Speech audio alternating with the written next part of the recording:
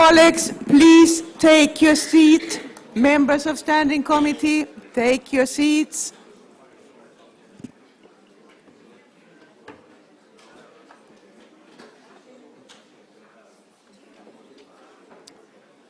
So, thank you.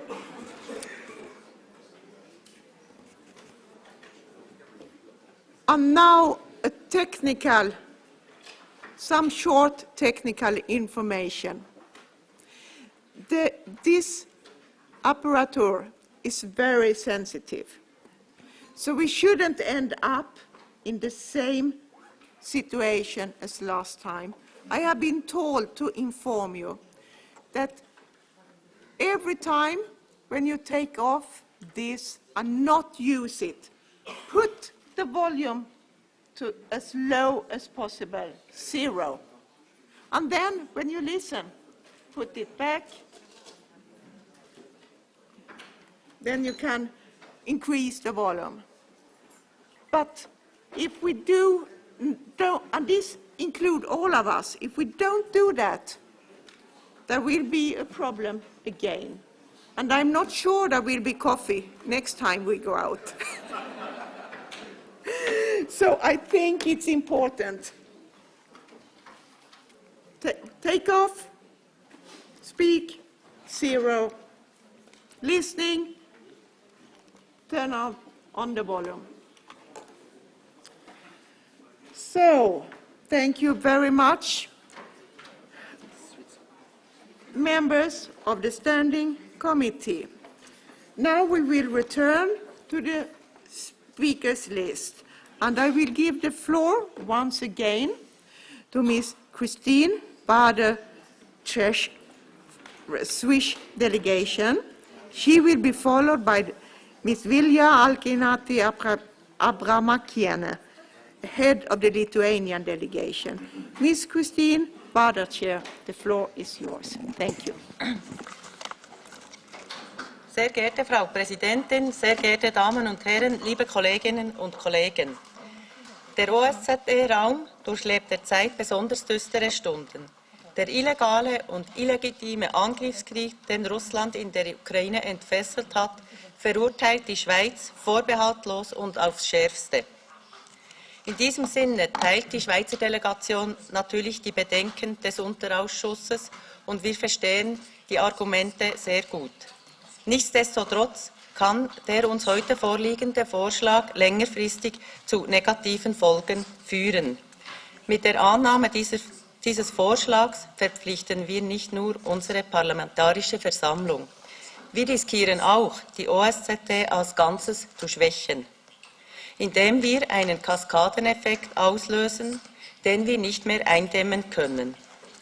Die OSZE ist heute eine der wenigen multilateralen Plattformen, die alle an den Konflikten beteiligten Parteien an einen Tisch bringt.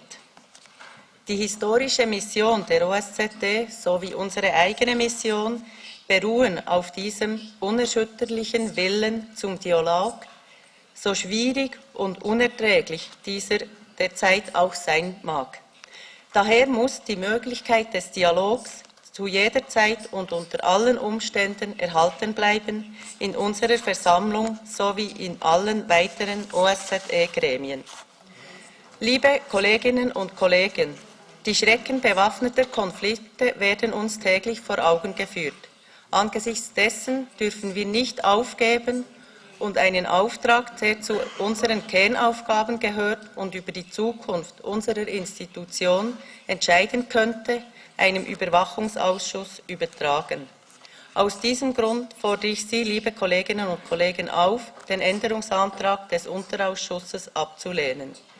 Diese kritische Haltung soll aber nicht darüber hinwegtäuschen, dass wir den Angriffskrieg Russlands auf die Ukraine aufs Schärfste verurteilen. Vielen Dank für die Aufmerksamkeit.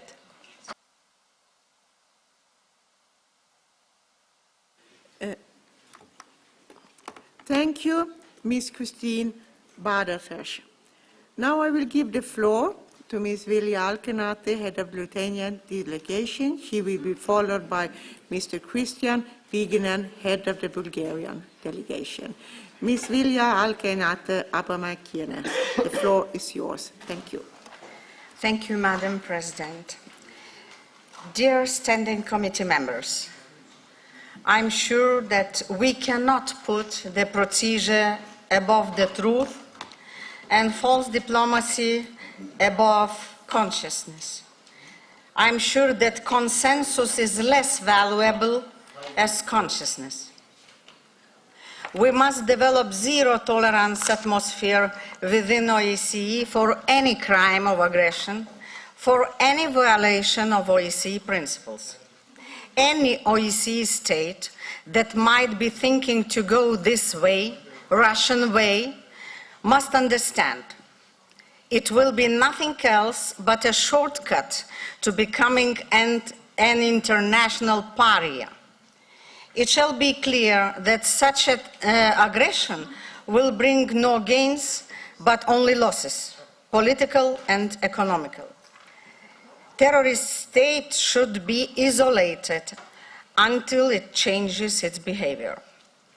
In this particular context, I welcome the decision by the OSCE EPA taken in Birmingham to amend our rules of procedure. And let us be brave. Let us make a contribution to justice and preservation of foundations of the OSCE EPA. Thank you. Alkenata Abamakine. Next speaker on my list is Mr. Christian Viginen, head of the Bulgarian delegation. He will be followed by Mr. Asay Guliev, head of the Azerbaijan delegation. Mr. Christian Viginen, the floor is yours. Thank you.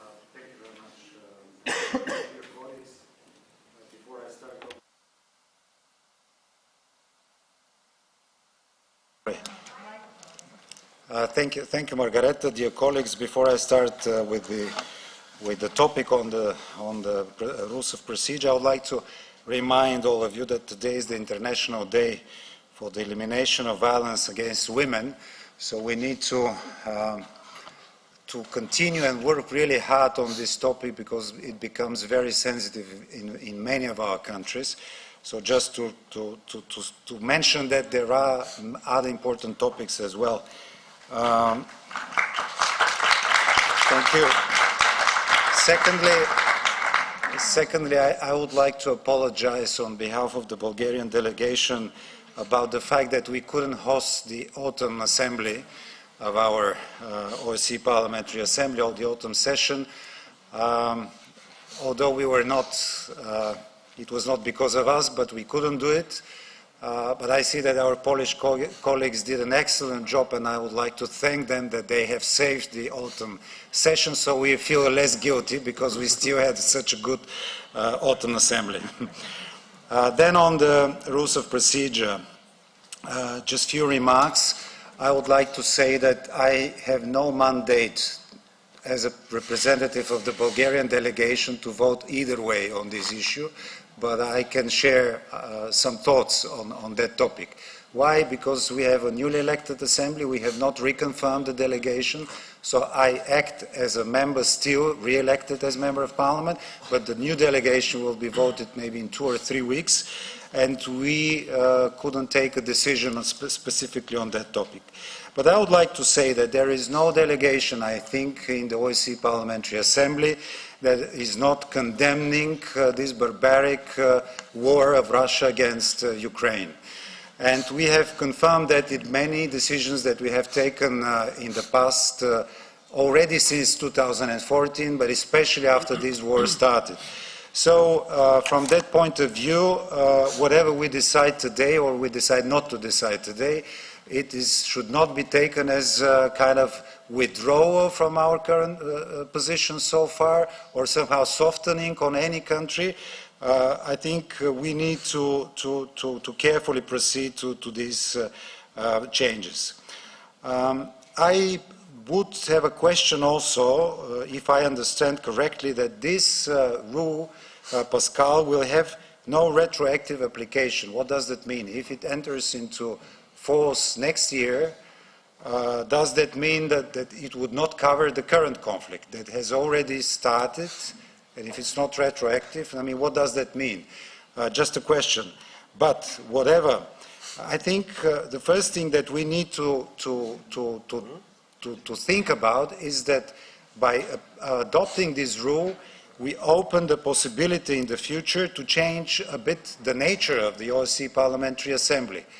If majority feels it is the right way, let's do it. I mean, but to be sure that we are changing the nature of OSCE and the Assembly by allowing a delegation to be suspended from membership.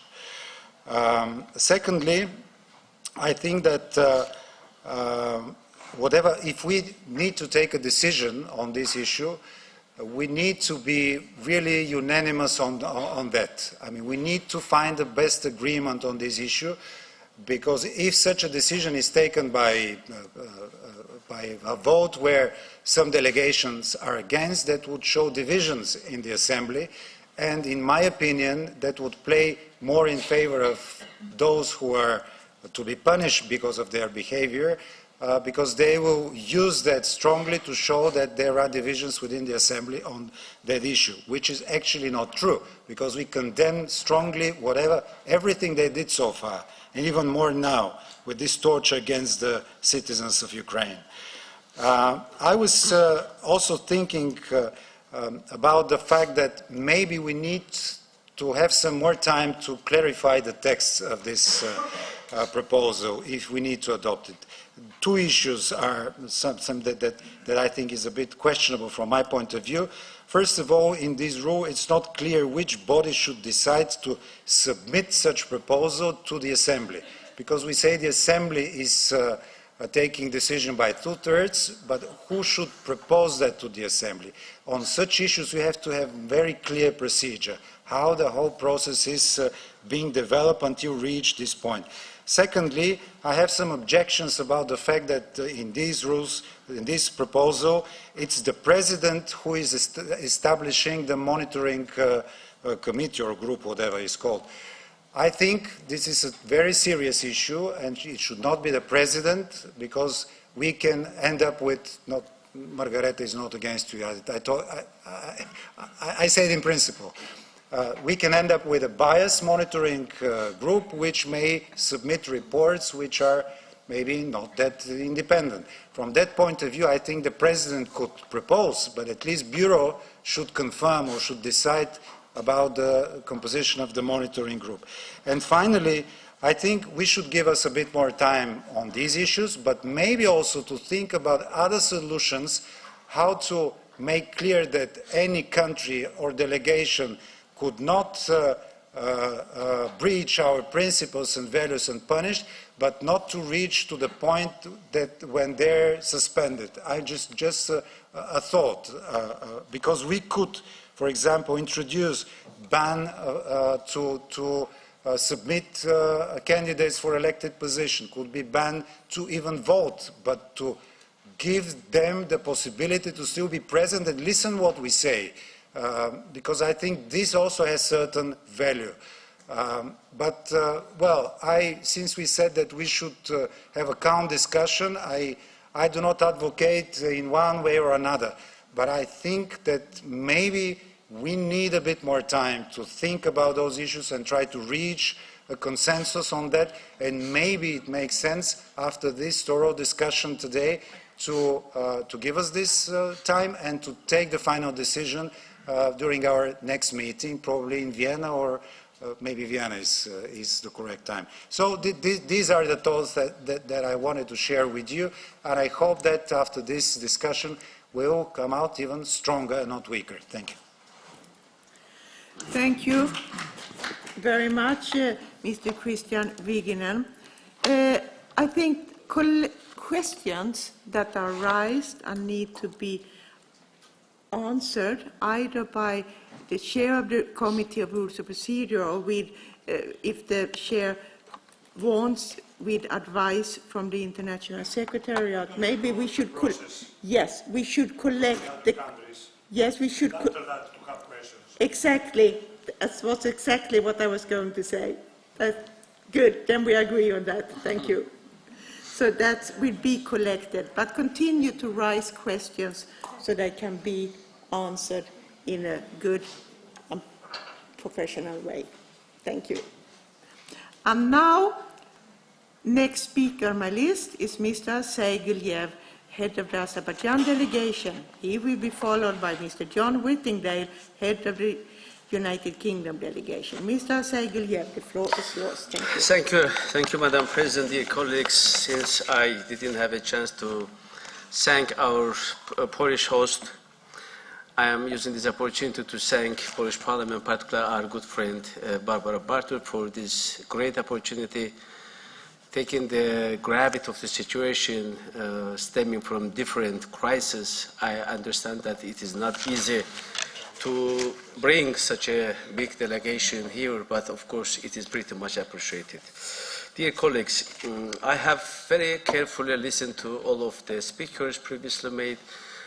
I fully agree and join those who are saying that we don't have any other position but being united for the values, principles that we collectively shared.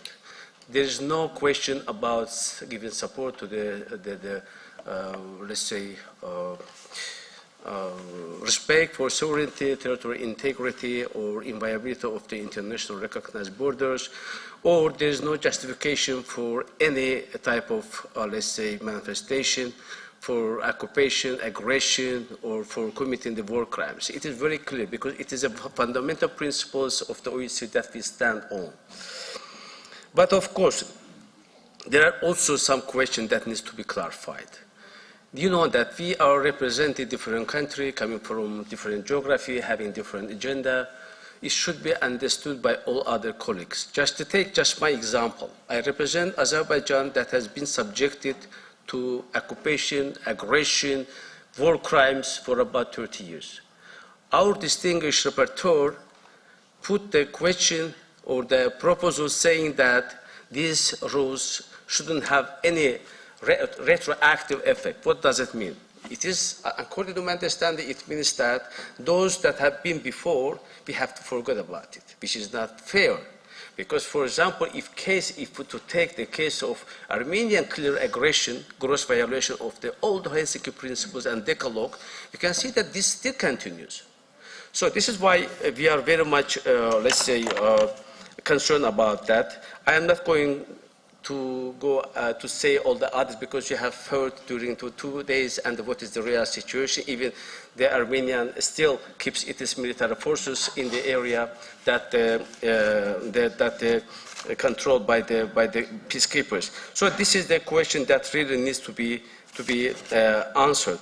On the other hand, I would say that, you know, but I'm very frank with you because this is an assembly that we have to have very, very, very frank discussions.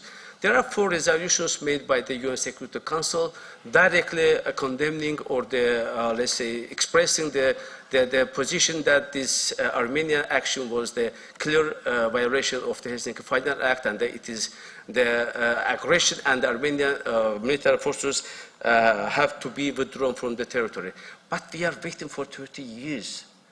Dear friends, I am here since 2005. I have been calling for the stand, for a solid stand for supporting these, let's say, fundamental principles. This is why we have to avoid all type of double standard and selective approaches. This is why it should be here clear that retroactive effect shouldn't be the case.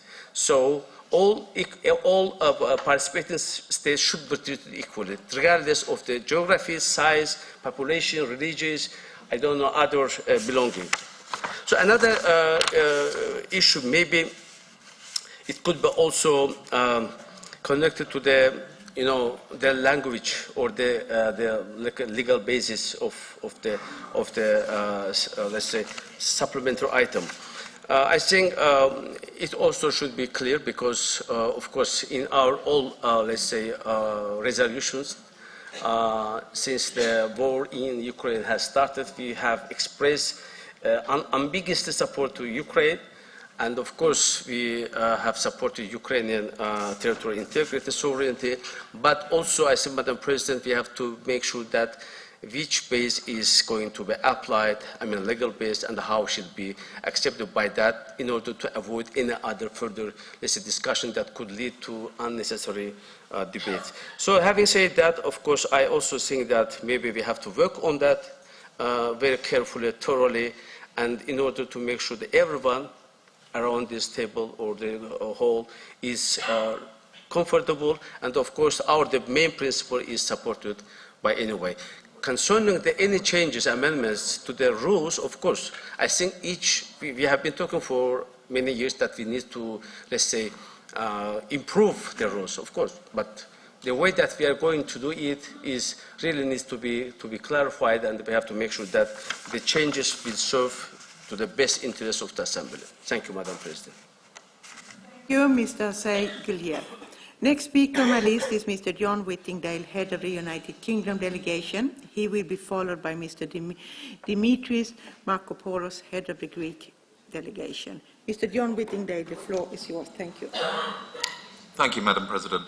I have to say I'm somewhat surprised that we have to debate what is an excellent amendment to our rules on the basis that it seemed to me extraordinary that we didn't have a measure of this kind in the rules already.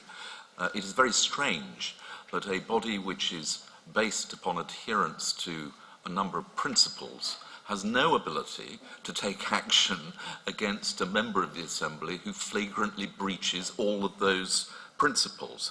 Therefore, it seems to me that this amendment corrects what is a long-standing omission. I'm also conscious that Mikita Potoraev told us that the last time we heard from the Russian Federation was in Vienna, which was practically on the day on which this war started.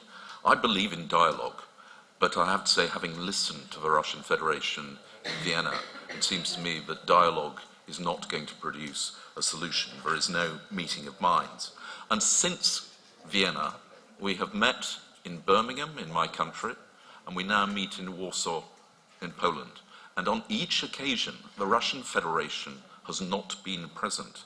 Now, the reason why they are not present is because my government was unwilling to grant visas to either the Russian delegates or the Belarus delegates. Poland has taken the same view. So if we do not take a decision this afternoon, we are essentially ducking the issue and leaving it to the view of whatever government happens to be hosting the Assembly at that particular time. I don't know what the position will be in Vienna or then in Vancouver, but it will become a decision as to whether or not Russia participates in our proceedings, which is taken away from us and is simply taken by whoever happens to be the host country, and that seems to me profoundly unsatisfactory. We already see that the Council of Europe, Russia is no longer a member. Russia has been excluded from the World Trade Organization. Russia no longer participates in the ILO. And when at the beginning of our assembly, we heard from President Zelensky, who gave an inspiring address, he had one request of us. He asked, why is it that a terrorist state, even after 9 months, is still a member of your assembly? And I think it would send a very bad signal if we turned our backs on him when he has made that request. And so, for that reason, I strongly support this amendment.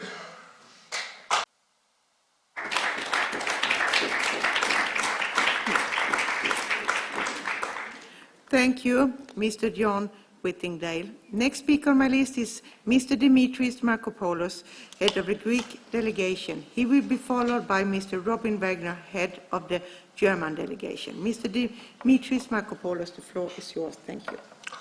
Thank you very much, Madam President. I really feel that President Zelensky and the whole Ukrainian nation are heroes, and I have to say that.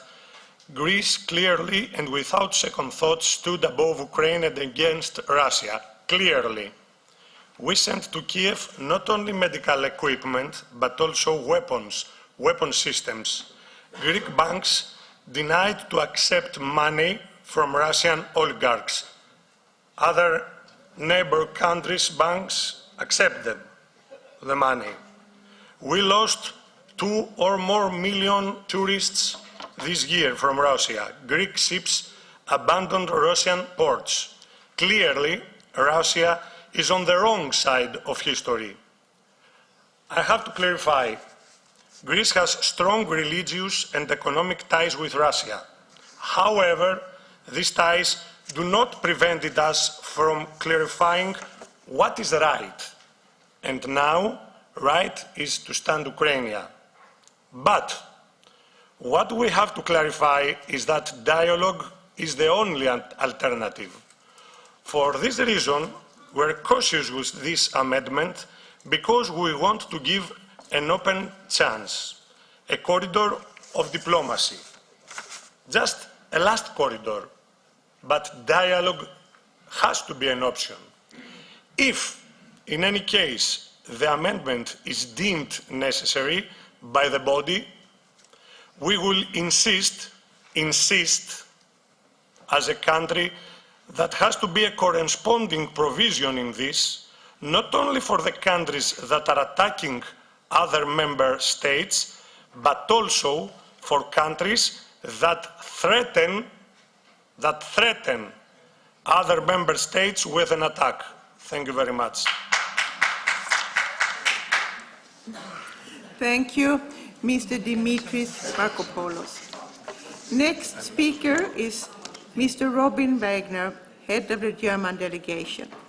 He will be followed by Vice President Pia Kauma, Finland. Mr. Robin Wagner, the floor is yours. Thank you. Vielen Dank, Frau Präsidentin, liebe Kolleginnen und Kollegen. Ich fange zunächst einmal ganz persönlich an. Für mich persönlich besteht überhaupt kein Zweifel, der russische Angriffskrieg ist ein Verbrechen und wird mit terroristischen Mitteln geführt. Wladimir Putin ist ein Terrorist und ist ein Verbrecher. Und genau wie viele andere, die dieses System stützen und die ständig Kriegsverbrechen begehen, gehört er vor ein Gericht. Und deswegen ist auch die internationale Strafverfolgung so wichtig. Russland greift, begleitet von seinem Vasallen Lukaschenka, nicht nur die Ukraine an, sondern auch die europäische Friedensordnung als Ganzes und die Gründungsidee unserer Organisation. Terrorangriffe auf die Zivilbevölkerung und der Einsatz von Energieangriffen steht in einer erschreckenden historischen Kontinuität.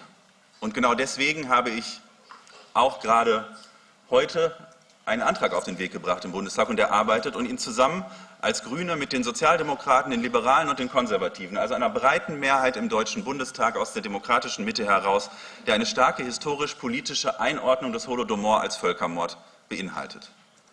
Und genau aus diesem Grund setzt sich der Bundestag seit dem 24. Februar oder seit der ersten Sitzung danach für die Unterstützung der Ukraine nach Kräften ein, humanitär, wirtschaftlich, finanziell und militärisch. Und da auch ganz persönlich, neben den schon geleisteten Hilfen, die Deutschland geleistet hat, setze ich mich persönlich auch für eine neue Qualität von Waffenlieferungen ein, inklusive Panzern zur Befreiung und führe diese Diskussion ständig auch innerhalb der deutschen Regierungskoalition.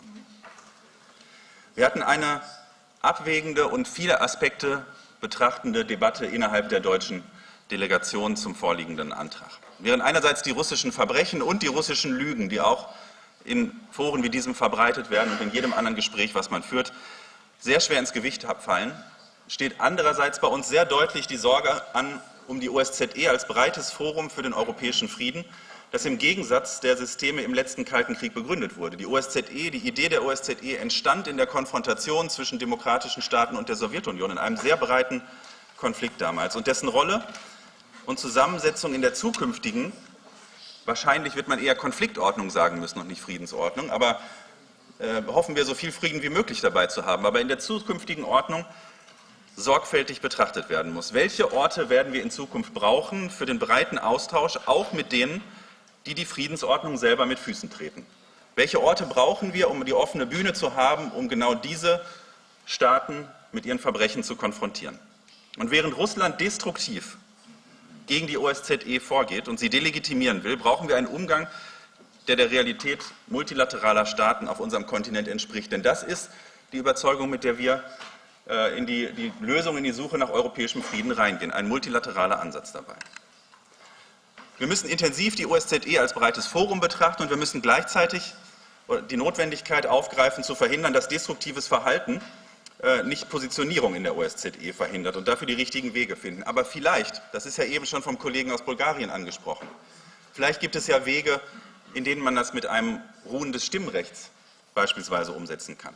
Und wichtig war auch die Frage, die der Kollege aus Bulgarien gestellt hat. Wenn wir auf den derzeitigen verbrecherischen Angriff reagieren wollen, wie verhält sich das dann mit der Rückwirkungsfrage hierbei? Also es sind auch technische Fragen, die gerade tatsächlich noch offen sind und die zu klären sind. In diesem Sinne bin ich persönlich, aber ist auch die Mehrheit in unserer Delegation zum derzeitigen Zeitpunkt nicht von der vorgeschlagenen Änderung überzeugt und würden dagegen stimmen, wenn es erforderlich ist. Aber, und um das ganz deutlich zu sagen, für uns ist die Suche nach der Rolle der OSZE noch nicht abgeschlossen. Wir haben heute einen Sondertermin, der, es wurde ja eben auch schon angesprochen, einfach aus misslichen Umständen zu einem anderen Zeitpunkt stattfindet, als er geplant war. Und viele Delegationen sind nicht anwesend jetzt gerade hier. Wichtig ist uns auch die Anlage der OSZE als transatlantisches Forum. Wir haben beispielsweise die Delegation der USA gerade gar nicht anwesend hier im Raum. Wir würden sehr gerne intensiv die Suche nach der Rolle und nach der Zusammensetzung unserer Versammlung und dem Umgang mit den Verbrechen und mit den Verbrechern weiter fortsetzen. Wir brauchen starke Positionierung der Solidarität mit der Ukraine hier aus dieser Runde und inhaltlich eindeutige Statements der Verurteilung des russischen Vernichtungskriegs. Das müssen wir fortsetzen, was wir gemacht haben. Aber was wir unbedingt verhindern sollten, ist eine Spaltung dieser Versammlung. Wir haben ja hier einen breiten Konsens der Verurteilung dieser Verbrechen. Wir sollten unbedingt verhindern, dass ein kontroverses Ergebnis in die eine oder die andere Richtung als Propagandaerfolg für den Kreml fehlgedeutet werden könnte, obwohl es von niemandem so gemeint ist und niemand die Verbrecher in irgendeiner Weise unterstützt hier aus dieser Runde. Und deswegen ist der Vorschlag aus der deutschen Delegation, heute keine Entscheidung zu treffen, sondern diese Diskussion mit allen Argumenten, die vorgetragen wurden, weiter fortzusetzen und die Suche nach der Rolle der OSZE und dem Umgang mit den russischen Verbrechen weiter fortzusetzen. Vielen Dank.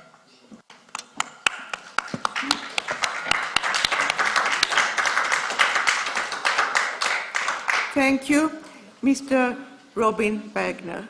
Next speaker is Vice President Pia Kauma, Finland. She will be followed by Mr. Ferran Costa, head of the Andorra delegation. Vice President Pia Kauma, the floor is yours. Thank you. Madam Chair, dear colleagues, first of all, I would like to thank Vice President Alizard for his work, the aim of which is to strengthen the work of our Assembly. And also, I would like to thank my fellow parliamentarians, because the debate this afternoon has been constructive. Let me be clear, we all stand with Ukraine. It is evident that the Parliamentary Assembly needs better and stronger rules for when a participating state seriously breaches the core values and principles of the OSCE. I represent the Finnish delegation here, and my speech in the plenary yesterday reflected the thoughts of our delegation when this amendment was discussed. There are pros and cons for both arguments, and what I want to avoid is that the Parliamentary Assembly is portrayed as divided and weak. Although the pressure to act is very strong, this is an organisation based on consensus. My proposal, therefore, would be to return the amendment to the Committee of Rules of Procedure for further modification. If we decide to continue to work on this amendment, I would suggest including, for example, a clear time frame for suspension.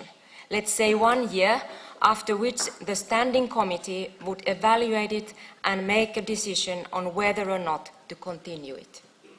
In addition to this, we need a strong and very clear message and declaration from this meeting that the Assembly unanimously condemns Russia in the strongest terms and stands with Ukraine. Thank you, Vice President Pia Kauma. Next speaker is Mr. Ferran Costa, head of Andorra delegation, followed by Mr. Marco Sorin, head of the Estonian delegation. Mr. Ferran Costa, the floor is yours.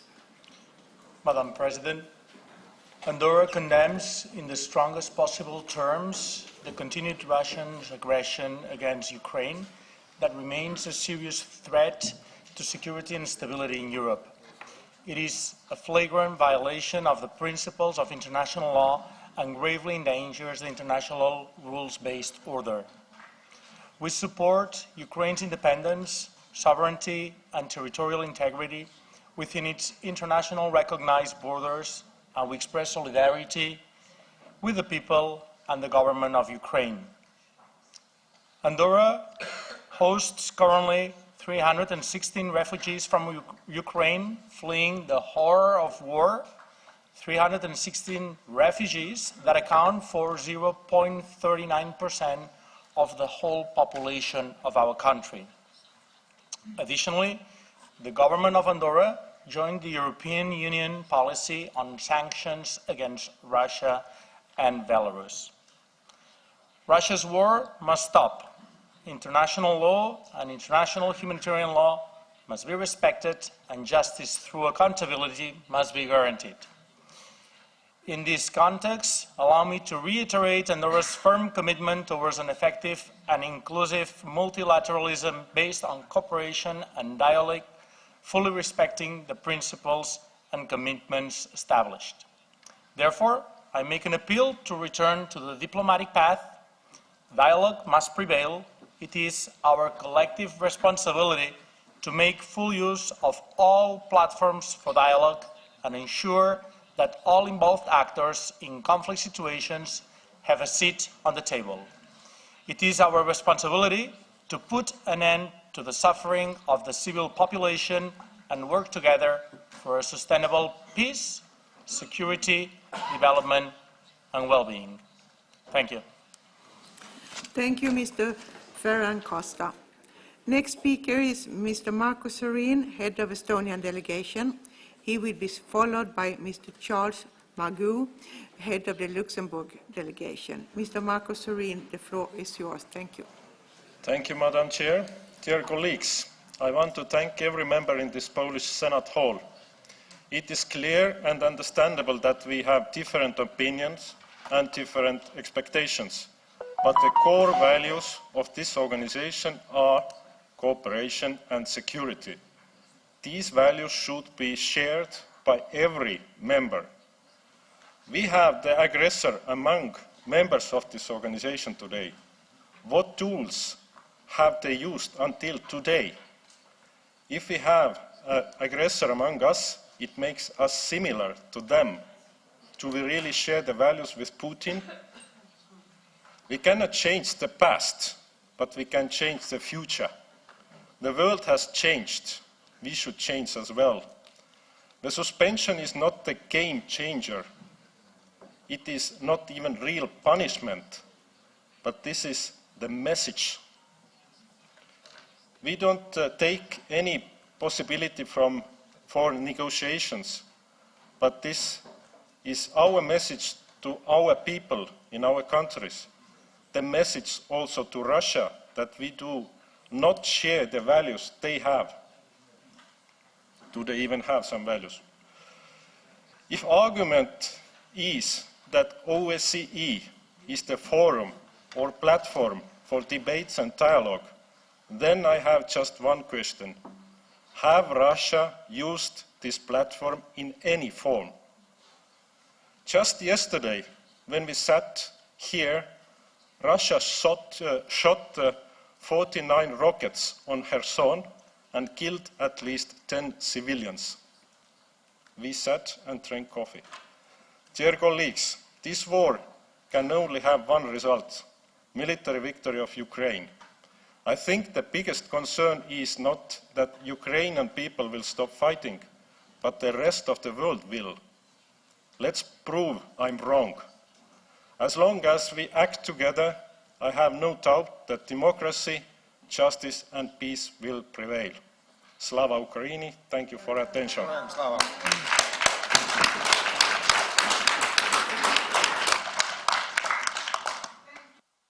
Marco Sorin.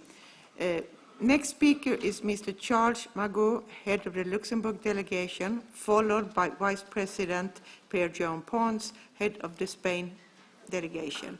Mr. Charles Magou, the floor is yours. Thank you. Merci, Madame la Présidente.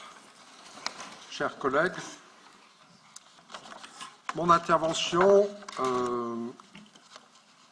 est quelque part difficile et est le fruit de beaucoup de réflexions.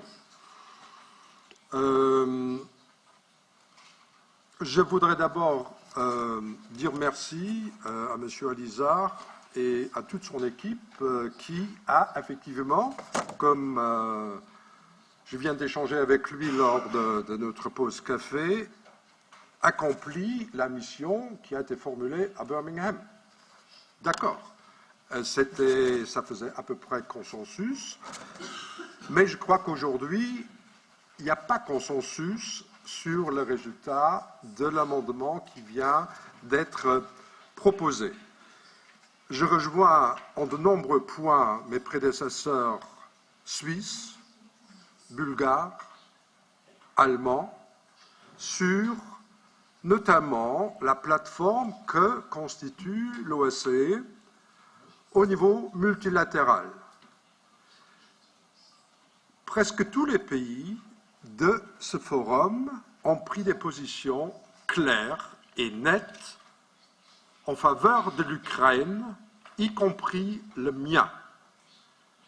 J'ai eu aussi droit à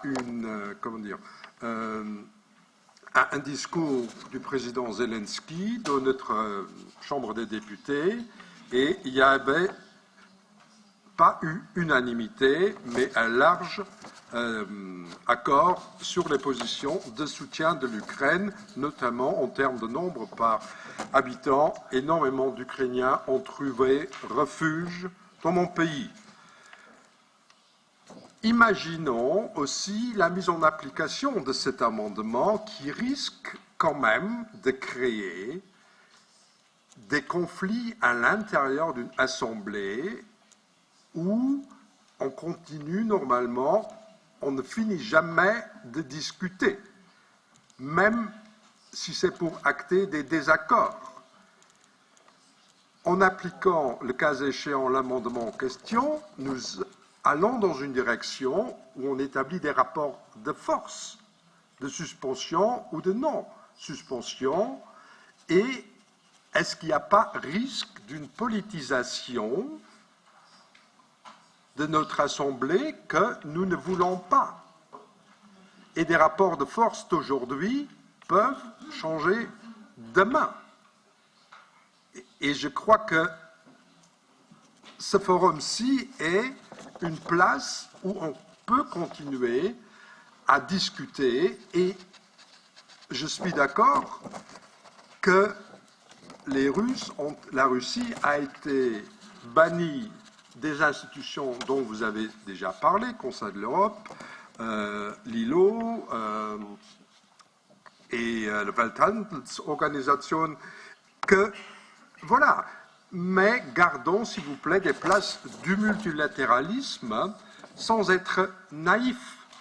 Et je crois que d'autres membres de cette Assemblée sont en conflit. Et qui ne dira pas que demain, d'autres seront en conflit, probablement moins importants en termes d'occupation, en termes d'intensité, en termes de victimes. Et nous avons la chance de pouvoir discuter de conflits encore aujourd'hui qui se font jour, mais on continue de discuter.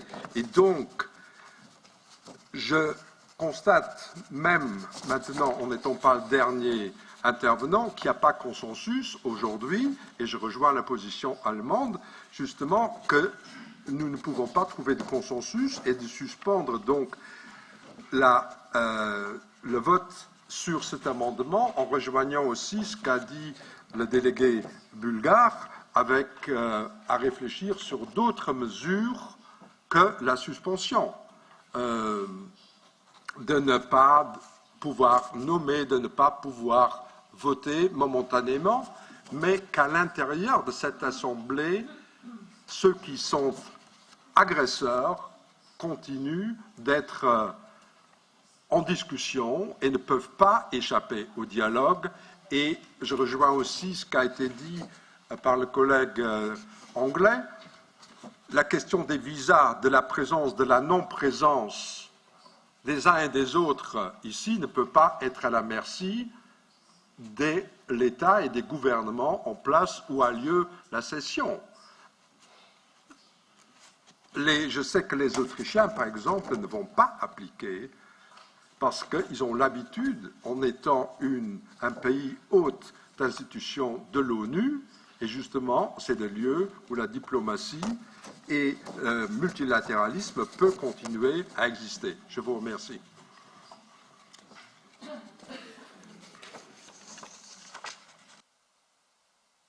Mr.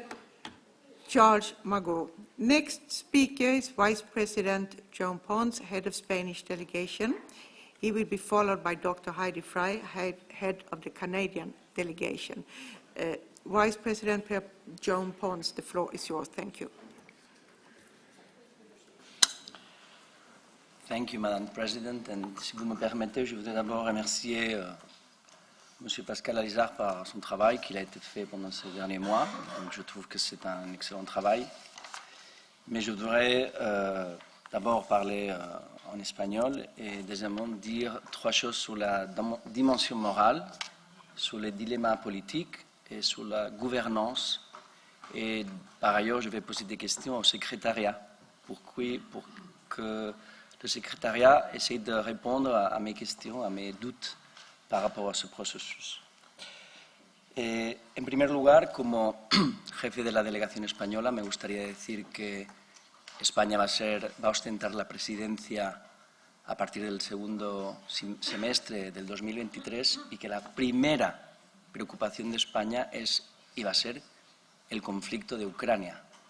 De todas formas, lo que hemos escuchado aquí pone una cuestión de dimensión moral insoportable.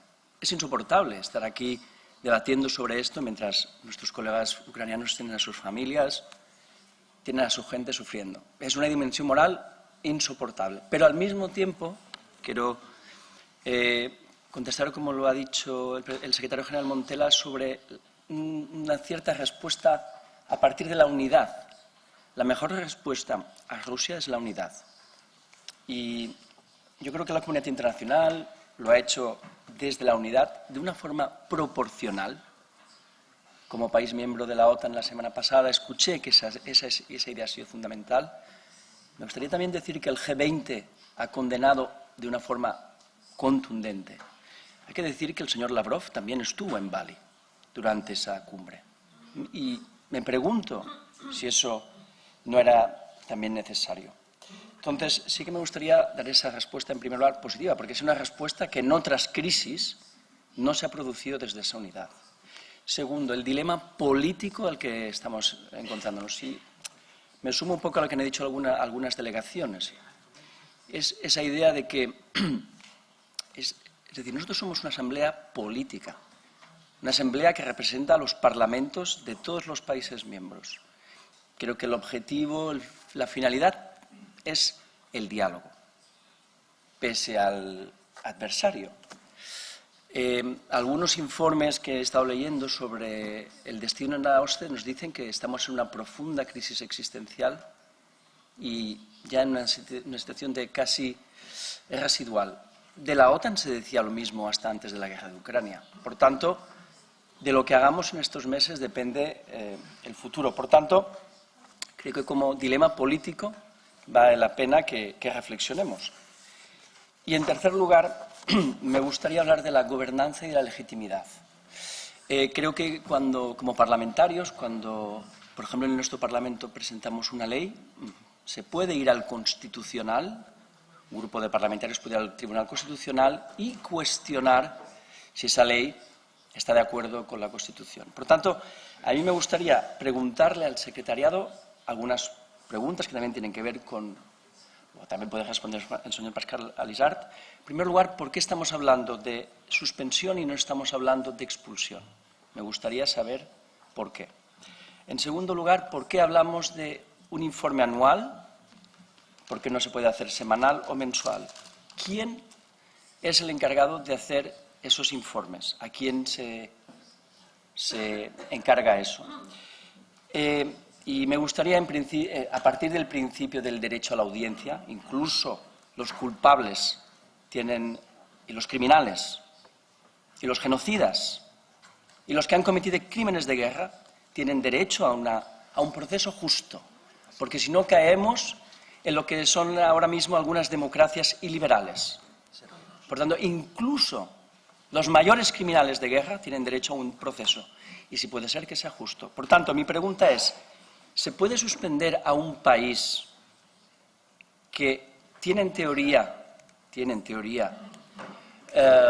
plena membresía de esta Asamblea, que además ha expresado explícitamente su oposición? Y si esa decisión se puede tomar, pese que a ellos ya han expresado su posición. Por tanto, esto no es una opinión, es una cuestión de gobernanza de la organización. ¿Por qué? Porque si caemos en problemas de legitimidad, ahí sí que le estamos haciendo un favor a la Federación Rusa.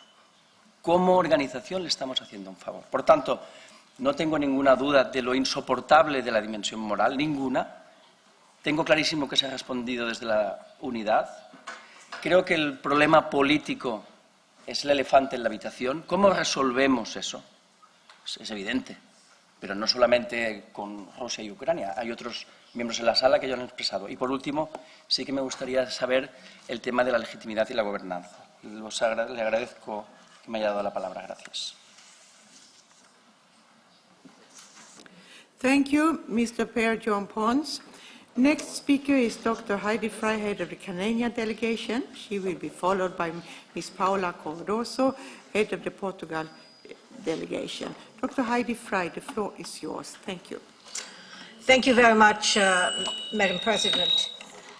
There are some important questions I would like to ask Mr. Izzard, but I know that he can get them and respond to them later. The first one is, does this assembly allow people to vote by proxy? Or do we have to vote if we are in the room? That is a question that is not clear in this amendment, or in this amendment to the rules. The second one is, who will decide the composition of the monitoring committee to ensure that there is proper and unbiased representation? Those are two questions I'd like answered later on. However, I want to be very clear. The Canadian delegation here today is not a government delegation. We're a delegation of 3 political parties in the House of Commons in Canada. And so, as a parliamentarian, I must represent their views, and not my government's views or my views. And that's a thing I want to lay down right clearly. And my delegation is very clear. They support the intent of this amendment to the rules. However, a couple of things that I wanted to say. A lot of people refer to the OSCE. May I suggest that we are not the OSCE? We are the OSCE Parliamentary Assembly. We are very different. The OSCE is made up of governments. They need to be diplomatic. They need to continue dialogue. They vote on absolute consensus. They are therefore unable to make decisions at all. But we are parliamentarians. We do not just represent the OSCE as a governmental body. We represent the people that elected us.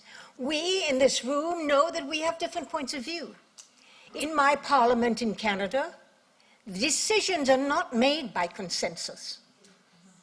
The executive branch of the government could make decisions in the cabinet by consensus. We don't. We vote on a majority in our parliament.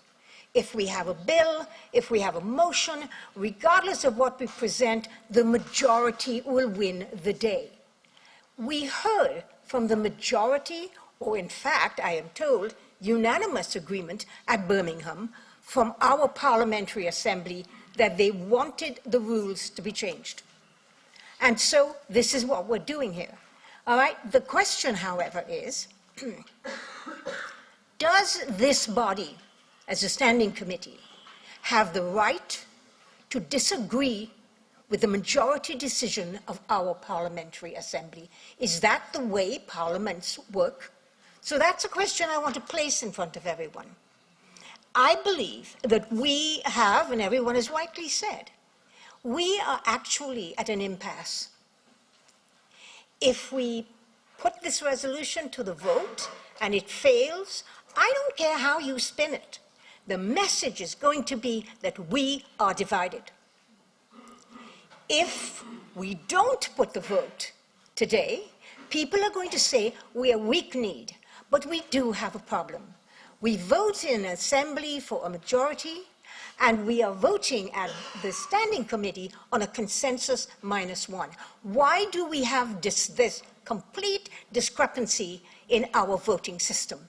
We need to have a clear set of voting systems.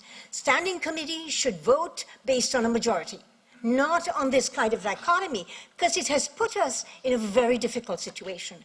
The message, if this fails, and I'm reading the room, it's going to fail, is that Russia is going to say, ha ha, we won.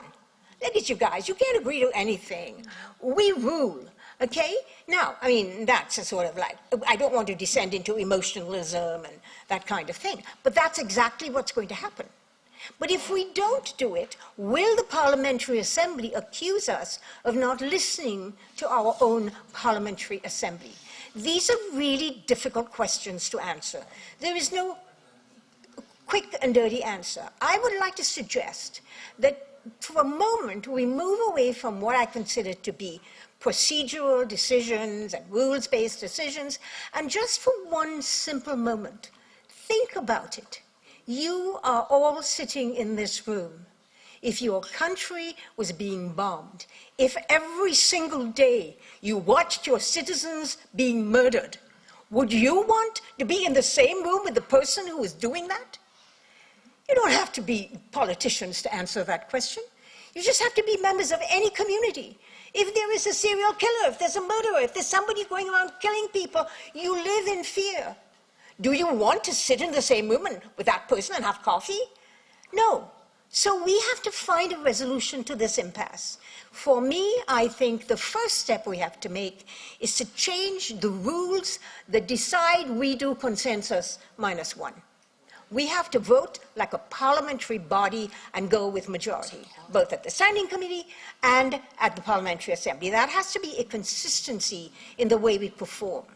Right now, if we vote or we don't vote, we are sitting here on the horns of a dilemma, and everyone, including the people that voted for us, will judge us one way or the other. At the same time, my heart goes out to the Ukrainian delegation that do not want to sit in a room with the people that are killing their citizens.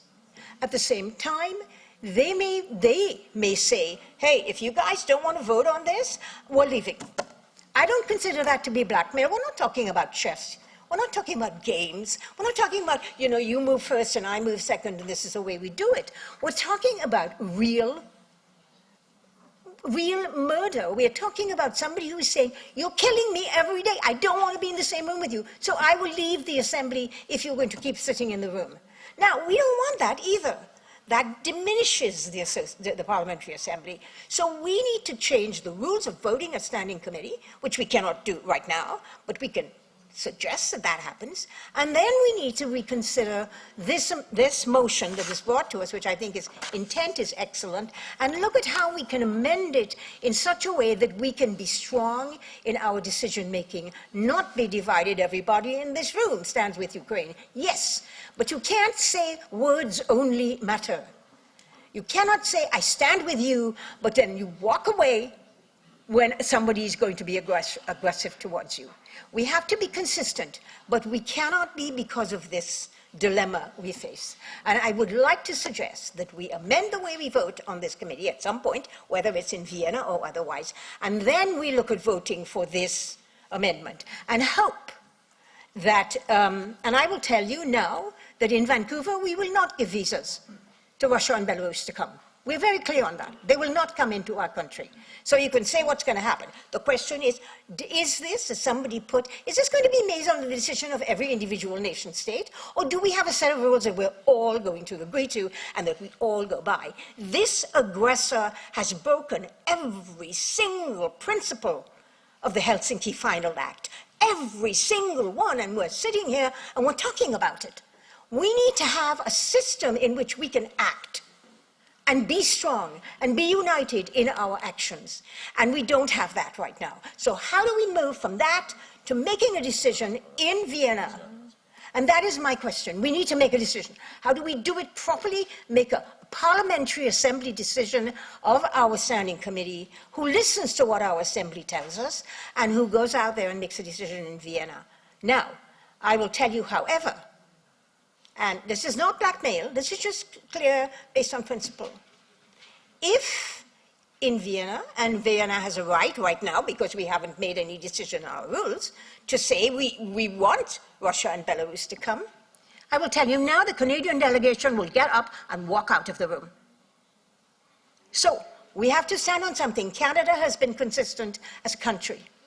At the G7, at the G20, at the United Nations, every time the Russian Federation or Belarus got up to speak, the Canadian delegation as a body, our defense minister, our prime minister, our foreign affairs, got up and walked out of the room. And we have to be able to have that kind of courage and guts to stand by the principles of the Helsinki Final Act, or who are we, what are we, if we can't stick to the act? And if we cannot find a way to penalize those who break the rules. Let's change the rules. Let's find a consistent way to vote. That is my solution. We cannot put this off past the February meeting. We have to make a decision between now and then. Thank you very much.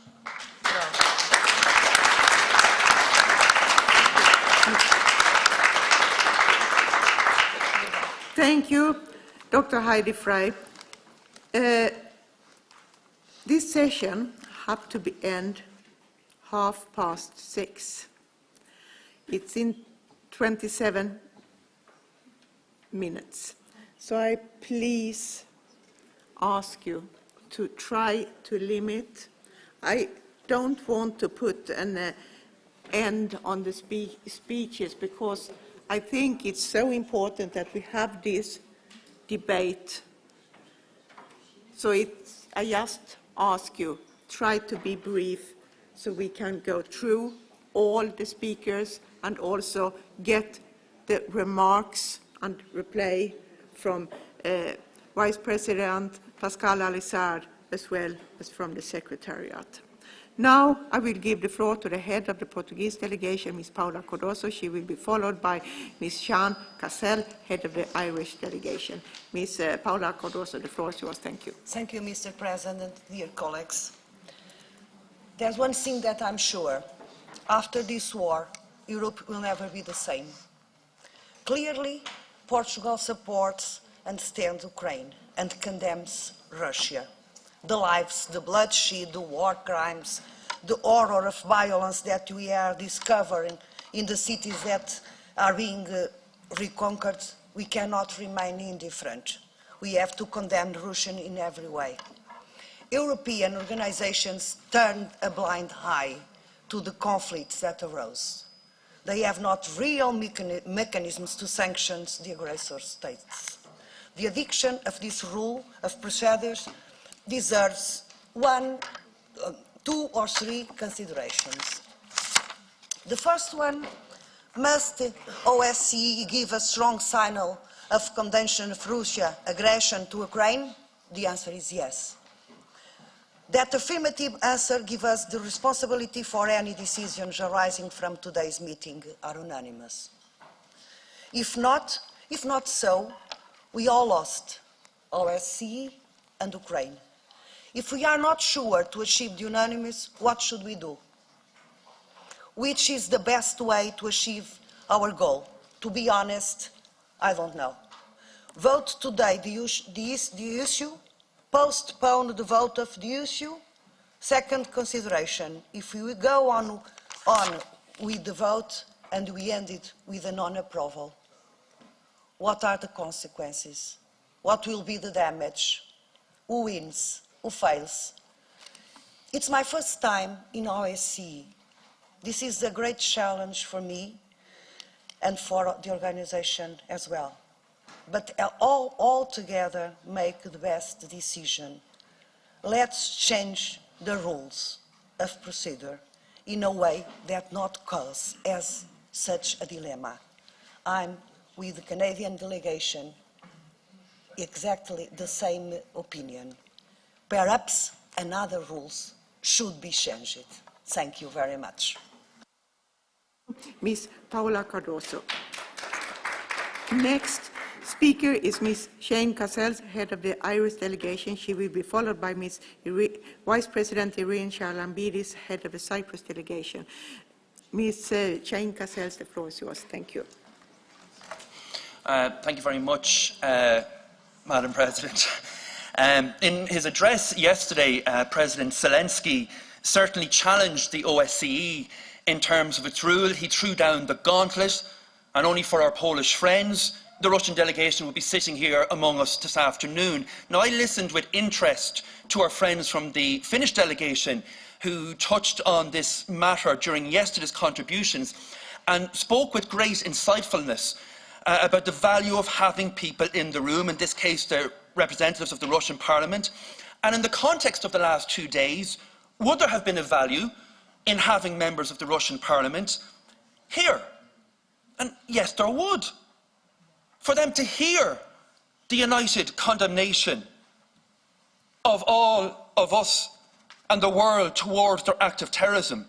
For them to hear and have their misguided belief system tested in the court of public opinion. And as our Ukrainian friends have said, to have that fountain of lies probed and exposed. And for them to hear the words of President Zelensky of the human ramifications of their murderous actions. Now, the question of suspension and expulsion is a very real one in Ireland at the moment, because last week our Prime Minister and our cabinet members were blacklisted and banned from entering Russia. Many of our parliamentarians called for the Russian ambassador in Ireland to be expelled, as they had done on February 24th. But rather than expel him, he was summoned to our Department of Foreign Affairs, where our position of support for Ukraine and condemnation of the terrorism acts by Russia were reiterated to Ambassador Yuri Filatov. Now, had we expelled him, we couldn't have had that dialogue, and they could use the expulsion as another item of their propaganda war, and we didn't take the bait. Now, however, I think the situation we're discussing here today is different, and the wording of the amendment does not name Russia, but any participating state. And the other important point is, and I think Roberto posed this question in his summation in us this afternoon, should parliamentarians who belong to regimes that are actively carrying out terrorist acts on other members, should they enjoy the same privileges as ourselves?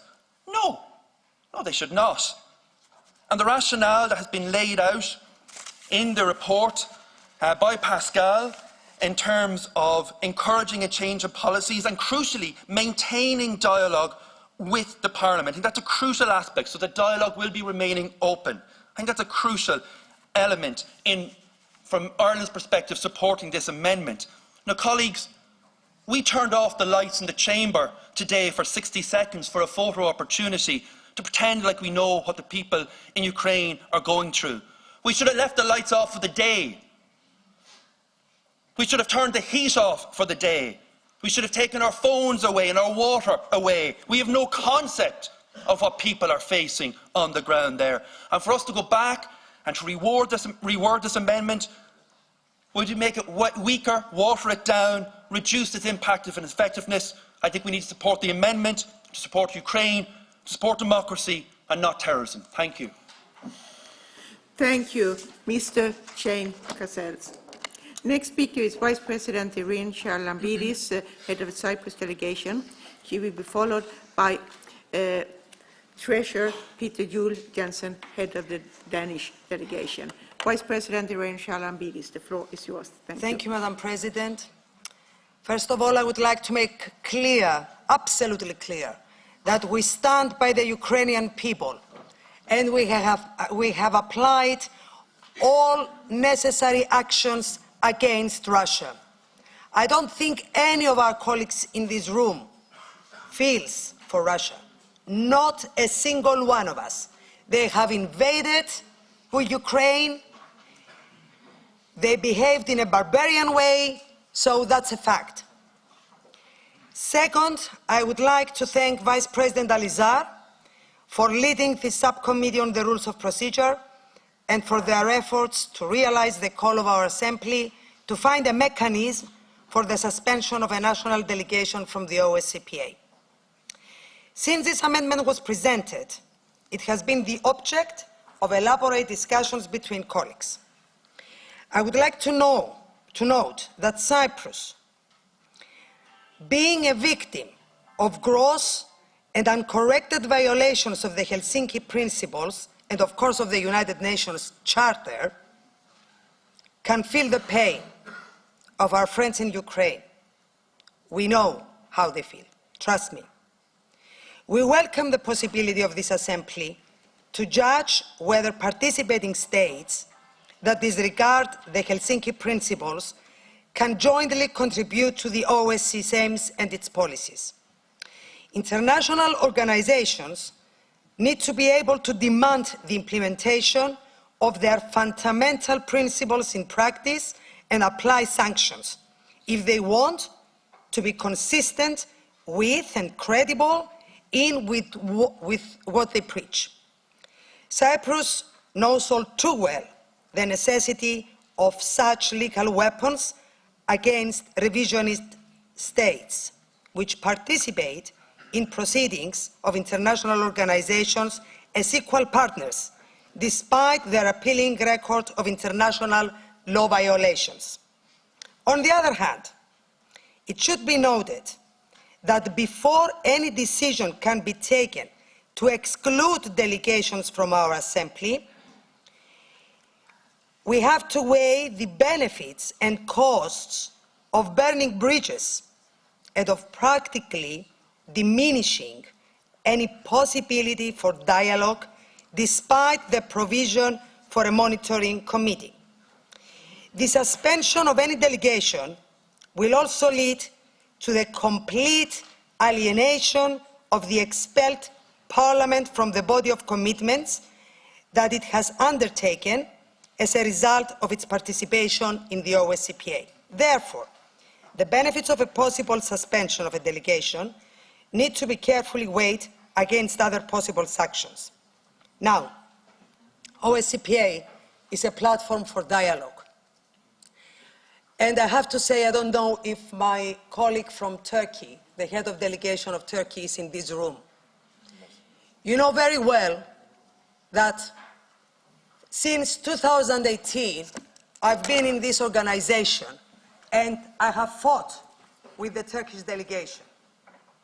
Yesterday, after 4 years, we had the chance to talk. So, if we stand for something in this organization, is not burning bridges, but building bridges. Yesterday, we don't have the chance to talk outside this room. Our governments might have other agendas, but we did. And I'm glad we did. And I hope we carry on talking and discussing. So, we must not burn bridges. And I have a suggestion to make, Madam President. We must stand united against the Russian aggression. The Bureau can issue a very strong statement condemning the Russian aggressiveness, altogether one voice against this unjustified war, and we shouldn't give a vote to something that will split the Assembly, and it will show that we have different opinions on the matter. Many of us are in conflict here. We must not start such procedures that will tear apart this Assembly. Thank you.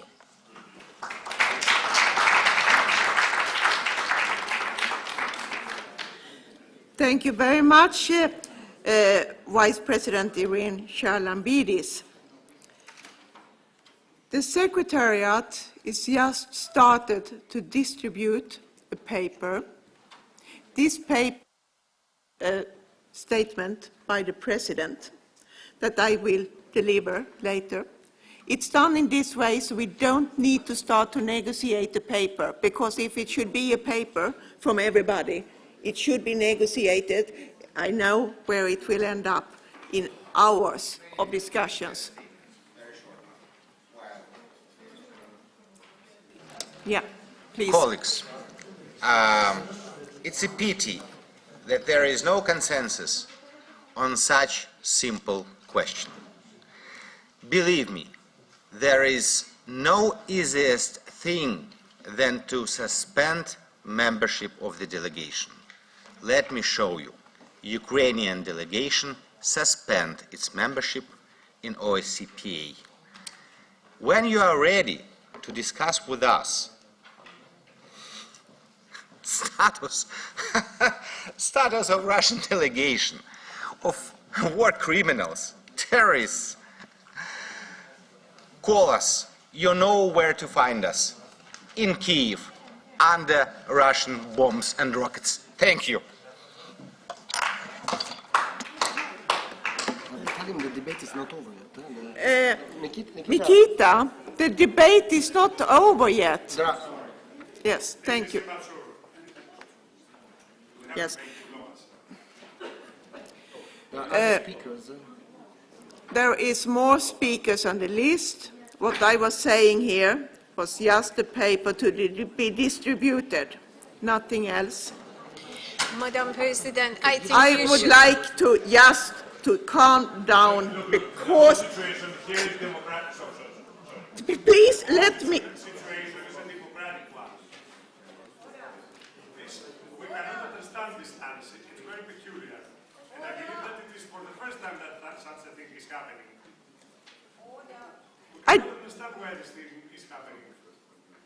Which thing? We have a dialogue here, a debate, in a democratic way. We cannot understand what kind of reaction was that. We're pro-Ukraine, but what is that? Yes. Dear colleagues, may I just ask for the floor? We have to take a decision. But please be quiet so I also can speak. Thank you. What I just want to say here, right now, we will continue with our debate. But, dear colleagues, I must say that if we, as parliamentarians, as human beings, don't recognize that our dear colleague from Ukraine, his country is in war. It's painful to be here. It's painful to sit here and listen. His families, his relatives, his kids. Can you imagine if it was you who were sitting here and listening to all this? Yeah.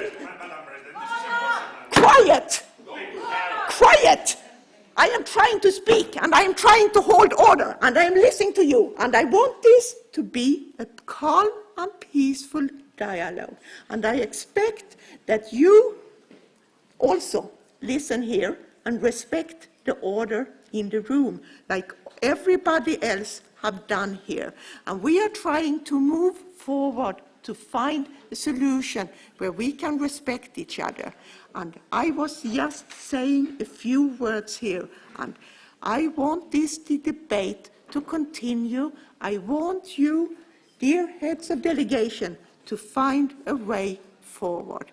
And by this, I will give the floor to the next speaker on the list, and I notice that there are more delegates who want to have the floor, and I will put you on the list. Thank you very much. Next speaker on my list is sorry, Madam Treasurer President. Peter Juel Jensen, head of the Danish delegation. Excuse me, I have a point of He order. will be followed by Mr. Selami Altinok from Turkey. And then I understood that there is a question of order, and I will take it. Yeah, thank you very much, Madam President. I would really suggest that we suspend the debate now, and actually you have a conversation with the Ukrainian delegation. I think we should actually do our best to bring them back. At least we should try that. I think you are right. Let's suspend, take 5 minutes break, because I could see here in the room that you are all affected, that this is difficult for all of us. If we take 5 minutes break, because this is heavy. Can I suggest that you ask a Vice President to continue the Yes. session and you go to speak? Yes. So that we continue, because And we don't have time. I will ask a Vice President to continue the discussion here because I want to reach out to our colleagues. So now we take a short break. No, we continue with the Vice President. We take a short break because people are... We don't have time to finish. We don't have time to finish that. Yes, but Then it's finished. now it's 5 minutes. No, we need to have... Peter, it will not be 5 minutes. It's a long speech. We can Yes, continue but with the Vice President. yes.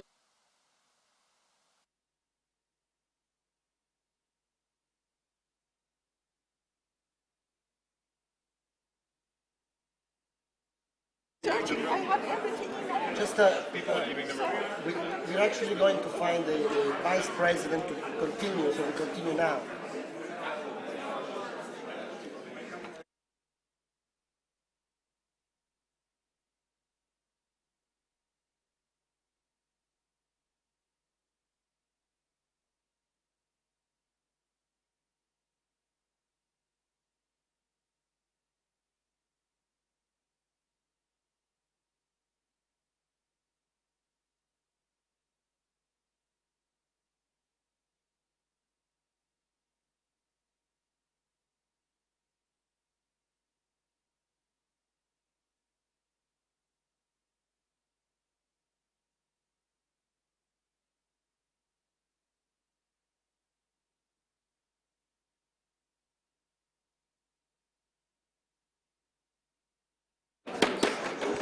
Excuse me, we will continue the debate right now.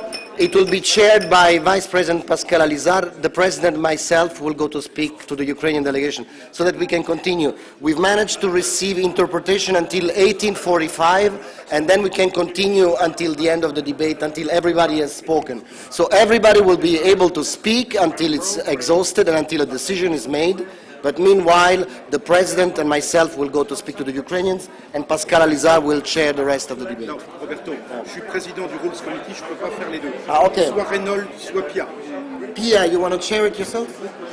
We need a Vice President. He doesn't want to do it, so...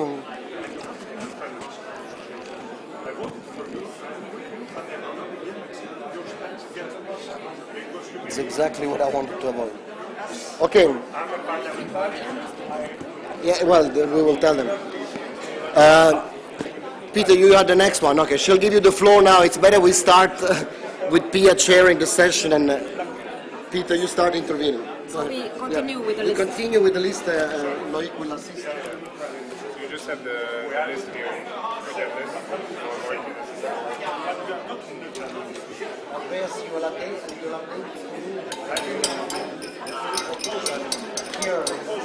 Dear delegates, please return to your seats and we will continue with the meeting.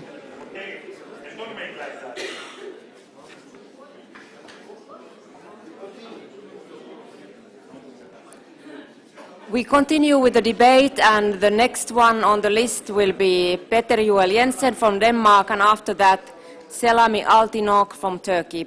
Please, Peter, the stage is yours. Madam Vice President, with this new paper that the President has put in front of us, I will refrain from my word and I will stand down because I think we should debate this paper. But what is very important to know is, have the Ukrainians seen this paper and what are they saying to it? Because I can see that it can make a frame for all of us, this piece of paper. What are the Ukrainians saying to this piece of paper? Thank you, Peter. I think we don't know that yet, so we will need to revert to the paper a little bit later. But our next speaker on the list will be Selami Altinok from Turkey. Please.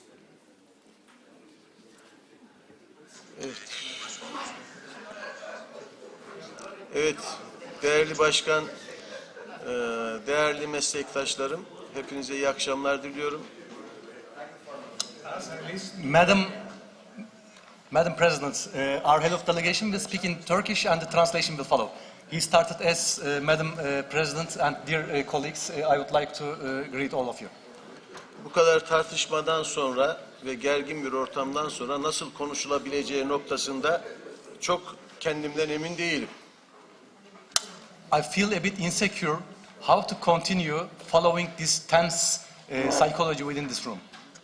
Eğer biz parlamenter isek ve burada bir şeyleri tartışıp değerlendirmek durumunda isek birbirimize saygı duymak zorundayız. As parliamentarians who are debating here and evaluating different opinions, we have to respect each other. Biraz önce Yunanlı meslektaşım olsun, Kıbrıslı meslektaşım olsun, bizimle alakalı değerlendirmelerde bulundular. Eğer biz bu platformda birlikte olmaz isek, o değerlendirmeleri birbirimize karşı daha sert bir şekilde yapabilme durumunda kalırız. A couple of minutes ago, our Greek and Greek Cypriot colleagues have evaluated and have expressed some feelings regarding Turkey. But with the lack of participation of Turkey, the dialogue will be non-existent, and we will be more harsher against each other in outside platforms. Ülkeler arasında ne kadar problem olursa olsun, Agit platformu bu problemleri çok rahatlıkla tartışmaya imkan sağlıyor.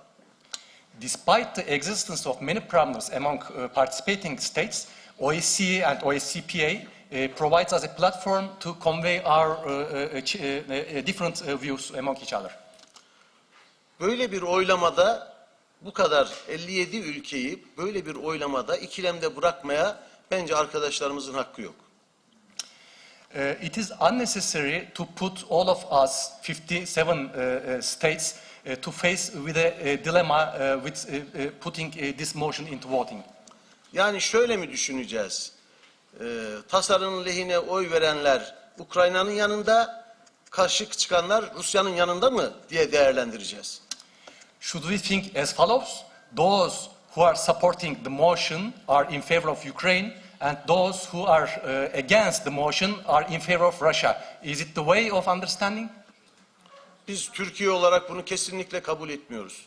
Biz savaşın başından beri haksız olan bu savaşa karşıyız ve Rusya'yı her platformda kınıyoruz ve ilhaklarını da tanımıyoruz. We are against this approach. As Turkey, since the start of this war, we are against the aggression of the Russian Federation, which is unjust and unjustified, and we do not recognize their illegal annexation of some territories. Ancak Türkiye'nin uygulamış olduğu politikayla hepinizin malumu olduğu üzere dünyadaki gıda krizine karşı bir tahıl koridoru oluşturuldu. Yine Rusya ile Ukrayna arasındaki esir değişimini Türkiye'nin iki ülkeyle de konuşması sayesinde sağladık. But as you know, we are pursuing a nuanced policy, and thanks to that nuanced policy, the grain corridor has been realized and is being implemented, as well as prisoners exchange between two sides. It is thankful to a cautious policy of Turkey. Ayrıca böyle bir tasarının sadece günümüzde yaşamış olduğumuz Rusya ve Ukrayna arasındaki savaştan kaynaklı olaya bağlı kalarak değerlendirilip ileride hangi farklı sonuçlar doğuracağını da bugünden kestirmemiz mümkün değildir. This motion, depending on the current circumstances between Ukraine and Russia, given the fact the realities on the ground, but we cannot estimate for the future developments regarding other consequences for other debates and let's say armed conflicts. Kesinlikle tekrar hatırlatmak istiyorum. Burada 57 ülkeden gelen çok değerli meslektaşlarımı ve ülkeleri bu şekilde bir ikilemde bırakmaya kimsenin hakkı yoktur. Bu ikilemi bir an önce ortadan kaldırmak ve Agit'in ruhunu taze ve canlı tutmak lazım gelir. I would like to underline once again that nobody should find in himself or herself the right to put the participating states facing with this kind of dilemma, and let's keep the OSCE living and as a platform for deliberations. Son olarak Türkiye hem Ukrayna'nın yanında yer almaya devam edecek ama aynı zamanda da Rusya ile diyalogun varlığının da gerekli olduğuna inanıyor ve buna devam etmeye bundan sonra da aynı kararlılıkla devam edecek diye düşünüyorum. In one hand, Turkey strongly stands by Ukraine, and we will continue to do so. But on the other hand, we will also continue our dialogue channel with Russian Federation, and we will continue to do so as well. Bu nedenle de bu tasarıya eğer oylama yapılmaması lazım geldiğini düşünmeme rağmen oylama yapıldığı takdirde de karşı olduğumuzu özellikle belirtmek istiyorum. Teşekkür ediyorum. We believe that the voting should be refrained right now, but if voting will be taking place, we will be against that. Thanks. Thank you, Mr. Altinok. And next one on the list is Michael Link from Germany, and after that, Barbara Bartus from Poland. Michael, please. Dear colleagues, liebe Kolleginnen und Kollegen, ich bin genauso wie Sie alle natürlich jetzt sehr bedrückt über die Situation, in der wir sind. Gerade es darf nicht passieren, es darf nicht so weit kommen, dass wir uns spalten. Und deshalb müssen wir jetzt dringend Wege finden, aufeinander zuzugehen in der Situation, aber auch respektieren, was wir beschlossen haben in Birmingham. Dieses Amendment, was heute vorgelegt wurde von Pascal Alizar, was erarbeitet wurde in langer Arbeit und wofür ich ihm sehr danke, das kommt nicht aus dem Blauen. It doesn't come out of the blue. Es war ein klarer Auftrag, dass dieser Angriffskrieg Russlands auf die Ukraine und die Kriegsverbrechen Folgen haben müssen. Kriegsverbrechen haben Folgen. Schwerste Menschenrechtsverstöße haben Folgen. Und wir reden hier nicht um minor violations, um kleine Verletzungen. Wir reden hier nicht um einen Verstoß gegen das Versammlungsfreiheit hier oder einen Wahlverstoß da, sondern wir reden hier über das schwerste aller Verbrechen. Das, glaube ich, müssen wir ein bisschen verstärkt hier sehen. Es geht hier wirklich um einen ganz außergewöhnlichen Fall, den wir uns, wenn wir ehrlich sind, alle zusammen vor 3, 4 Jahren nicht hätten vorstellen können. Deshalb ist es legitim zu überlegen. Deshalb hat Birmingham beschlossen, haben wir beschlossen, einen Auftrag, es muss etwas geschehen. Ich persönlich, meine persönliche Meinung, aber ich bin da minoritär in meiner deutschen Delegation, wäre für das Amendment. Aber ich bin auch vor allem dafür, dass wir einig bleiben in unserer Handlungsfähigkeit.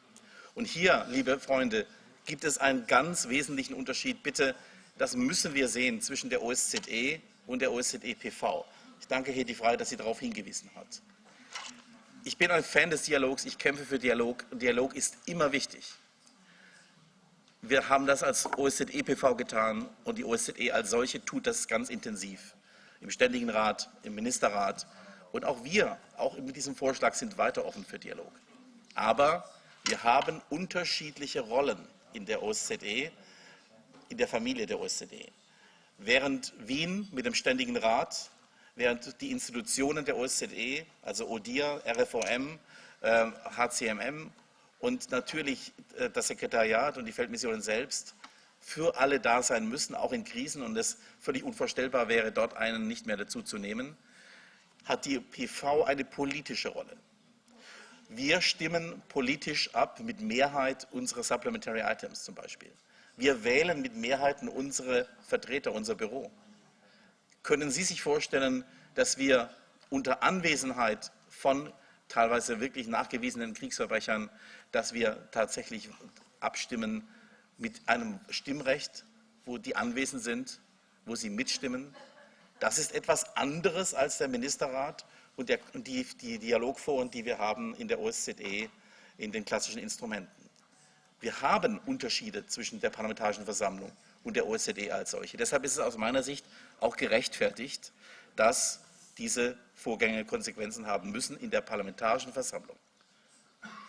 Lasst uns aber bitte, wir haben ja gemerkt, wir kommen hier nicht zu dem notwendigen Konsensus -1. Wir sind weit davon entfernt, wahrscheinlich weiter denn je. Deshalb wäre meine Frage an das Sekretariat und an Pascal Alizar: Was können wir tun, um vielleicht mit einem überarbeiteten Vorschlag zu einem späteren Zeitpunkt, wo alle Delegationen die Möglichkeit haben, Input zu geben, was können wir tun, um vielleicht eine Form von Konsequenzen zu finden, die dem gerecht wird, was wir in Birmingham wollten und trotzdem dann aber auch wirklich zustimmungsfähig ist. Das wird schwer, aber jetzt das einfach abzulehnen, zu sagen, wir sind nur eine Plattform für Dialog. Irene, bei aller Liebe, bei aller Wertschätzung, nein, die PV ist mehr als nur eine Plattform für Dialog. Wir müssen auch entscheiden. Dialog, aber auch Entscheidungen. Sonst müssten wir keine politischen Diskussionen führen. Sonst müssten wir keine Supplementary Items machen. Sonst müssten wir keine Anträge stellen. Also, das wird uns nicht erspart bleiben. Wir können uns nicht drücken. Wir können uns nicht herausreden, Wir können nicht sozusagen auch dieser schwierigen Entscheidung entgehen, dass wir auch politisch Farbe bekennen müssen. Und deshalb wäre ich sehr dankbar, wenn wir nachdenken könnten in die Richtung zum Beispiel temporärer Entzug des Stimmrechts oder kompletter Entzug des Stimmrechts, dass wir unterhalb der Suspendierung, was jetzt diskutiert wurde, andere, vielleicht akzeptablere Wege finden, wie Pia Kauma es gerade vorhin auch gesagt hatte, oder Nichtwählbarkeit für bestimmte Ämter. Da gibt es ganz viel Fantasie, was man machen könnte. Und lasst uns in diese Richtung arbeiten, das wäre sehr gut. Und letzter Satz, wir brauchen endlich neue Regeln. Wir brauchen neue Rules of Procedures. Es geht so nicht weiter, das merken wir jetzt heute erneut. Die Frey hat zu Recht darauf hingewiesen, in Birmingham entscheiden wir mit großer Mehrheit, dass wir eine Amendment wollen. Hier müssen wir Konsensus -1 machen. Wir brauchen neue Regeln. We need new rules of procedures. Danke.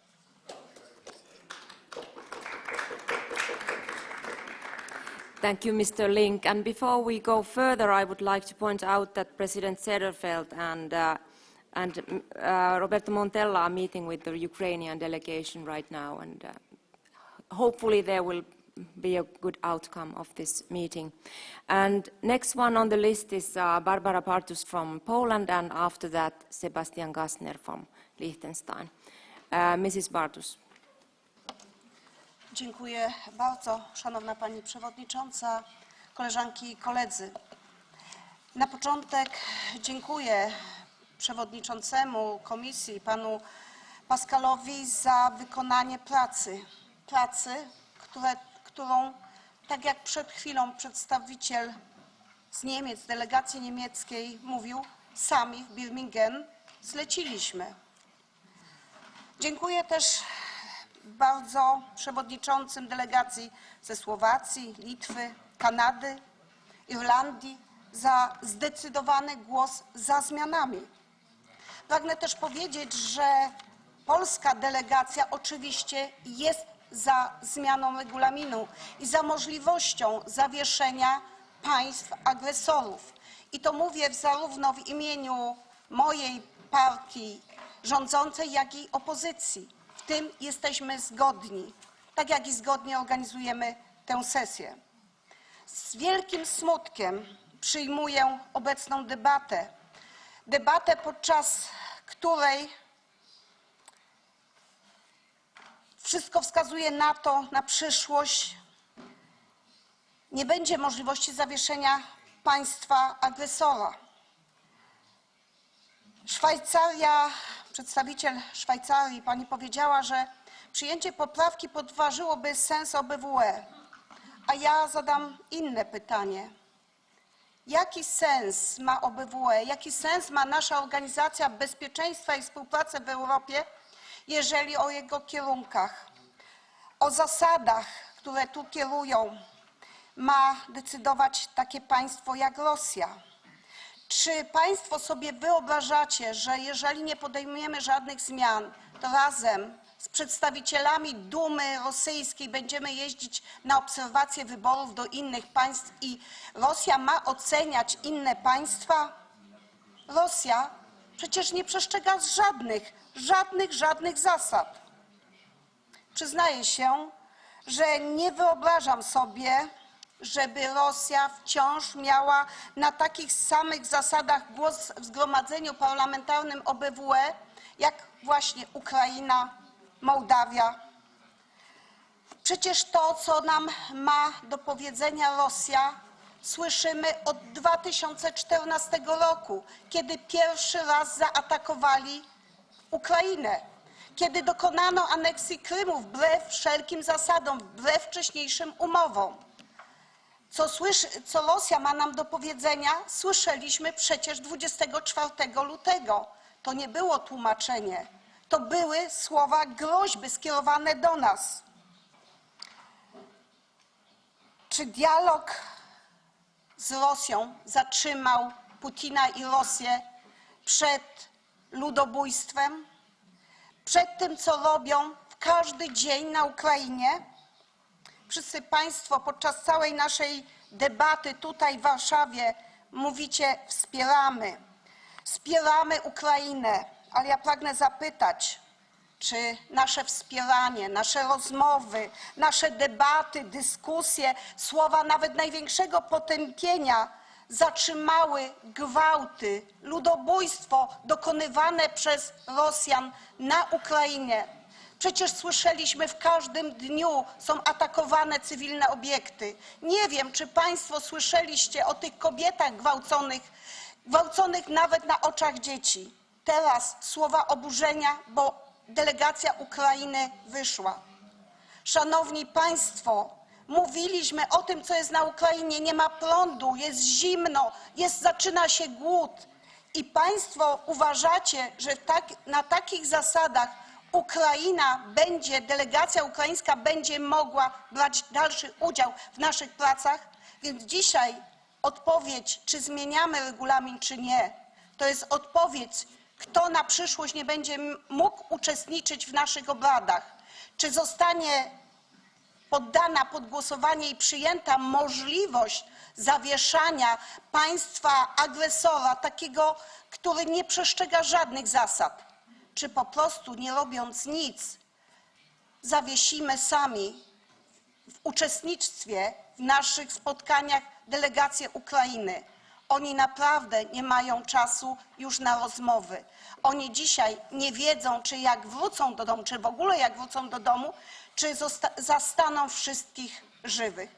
Dlatego bardzo proszę o poważne zastanowienie, bo myślę, że wszyscy Państwo już rozumiecie, że dzisiaj nasze zgromadzenie jest na olbrzymim zakręcie. To, co tutaj się wydarzy w Warszawie, może mieć wpływ na to, czy spotkamy się jeszcze w Wiedniu, czy będziemy mogli pojechać do Vancouver, bo to od naszych decyzji tu i teraz zależy przyszłość naszego zgromadzenia. Dziękuję.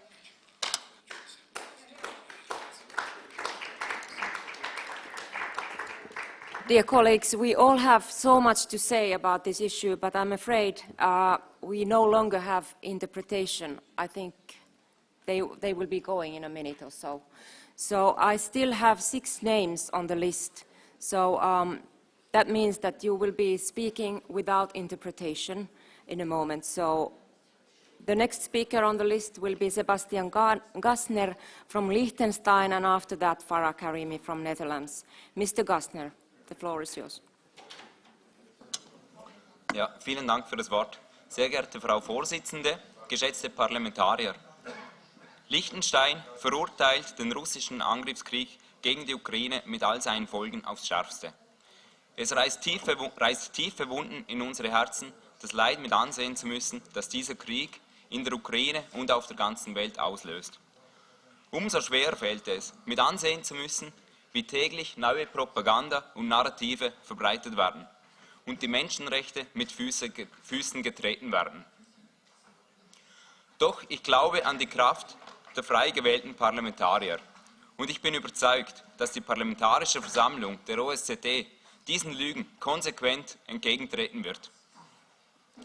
Gerade wenn der verbale Konflikt in einem Raum ausgetragen wird und die Parlamentarische Versammlung der OSZE mit vereinter Stimme spricht, steigt die Bedeutung und die Sichtbarkeit dieser gemeinsamen Werte und Prinzipien. Und das besonders dann, wenn ein Mitglied innerhalb der OSZE diese Werte und Prinzipien mit Füßen tritt. Ich möchte mich für die Ausarbeitung des vorliegenden Antrags bedanken, doch wir müssen uns voller Kraft den bevorstehenden Debatten in der OSZE-PA stellen. Heute ist nicht der richtige Zeitpunkt, über den vorliegenden Antrag abzustimmen, auch wenn dieser bereits sehr gute Ansätze enthält. Dennoch frage ich mich abschließend, wo sonst haben wir als Parlamentarier die Gelegenheit, unsere Stimmen direkt an den Aggressor zu richten? Besten Dank. Thank you. And next one on the list, Farah Karimi, please. Yeah, thank you very much. It is very difficult, actually, to speak at this moment. After 9 months of being with our colleagues from Ukraine and being very connected to what they are experiencing, it is painful to see them to leave. So it is really very difficult at this moment to talk. But nonetheless, I think it is also our duty as parliamentarians to keep talking, That's our job, actually, to have the conversation. And I would like to start by thanking Barbara, and not only for actually hosting this meeting and in a very fantastic way as Parliament of Poland, but also being so strong a voice for people of Ukraine. And I think what you described just now, a few moments ago, yes, I mean, we know that. And I have since 7 months a new neighbor. Her name is Bordana. Her daughter is called Lydia. She is 8 years old. And they are now actually new people in my neighborhood. And despite everything that we do, that Lydia really feels at home, I see every time when I saw her that she misses Ukraine. I see that she misses her father and her friends. She goes to school, luckily. Her mother has a job, luckily. That's really a very good thing. She provides for the family. They are building a kind of new life in the Netherlands, like 70,000 other Ukrainians who have been really welcomed very warmly by Dutch people, which is not always the case with other refugees, I have to say, at the same time. But nonetheless, she wants one thing, and that's that the war ends, and that she can go back, that she can see her father, that she can be again with her friends. And I think that's everybody sitting here wants, to end the war. And at the same time, we all know how difficult it is, because Russia is an aggressor. They are committing atrocities. They are committing all these war crimes. I think we all know that. But at a certain moment, it has to end. It has to be stopped. And I really urge everybody, thinking on that moment, how we can bring really that moment a little bit closer. So why it is important to have a platform where you see even your enemy? Because OSCE is such an organization. It is already said before me by other colleagues. It was created not between like-minded people, it was created by unlike-minded people. And that's also the reality of now. Yes, it is a difference between Parliamentary Assembly and OSCE itself. I agree with that. But at the same time, we have lessons learned from Council of Europe. When they first actually did with, suspending Russia from the Parliamentary Assembly, what Russia did was, okay, you are not part of the Parliamentary Assembly, now we are going to really be very, very tough and difficult in the organization itself, in Council of Europe. So, yes, there is a difference, but the moment that you start with Parliamentary Assembly, and Parliamentary Assembly is actually your right after being member. If you are not member, you are not also member of the Parliamentary Assembly. So the government of the country will take this as an opportunity also continue damaging the organization. And I think this is really the biggest issue. So how will suspending this Parliamentary Assembly impact the OSCE as whole? It won't keep only to this body, it will continue impacting the whole OSCE. And I feel as a parliamentarian also the responsibility for the functioning of the whole organization. So that is, therefore, I don't have the mandate actually to vote for this amendment from my parliamentary delegation. I even didn't talk to government. I don't know what they think. And it doesn't actually, it doesn't interest me what the government thinks, dear Heidi, because indeed we are parliamentarians. I am not a member of executive.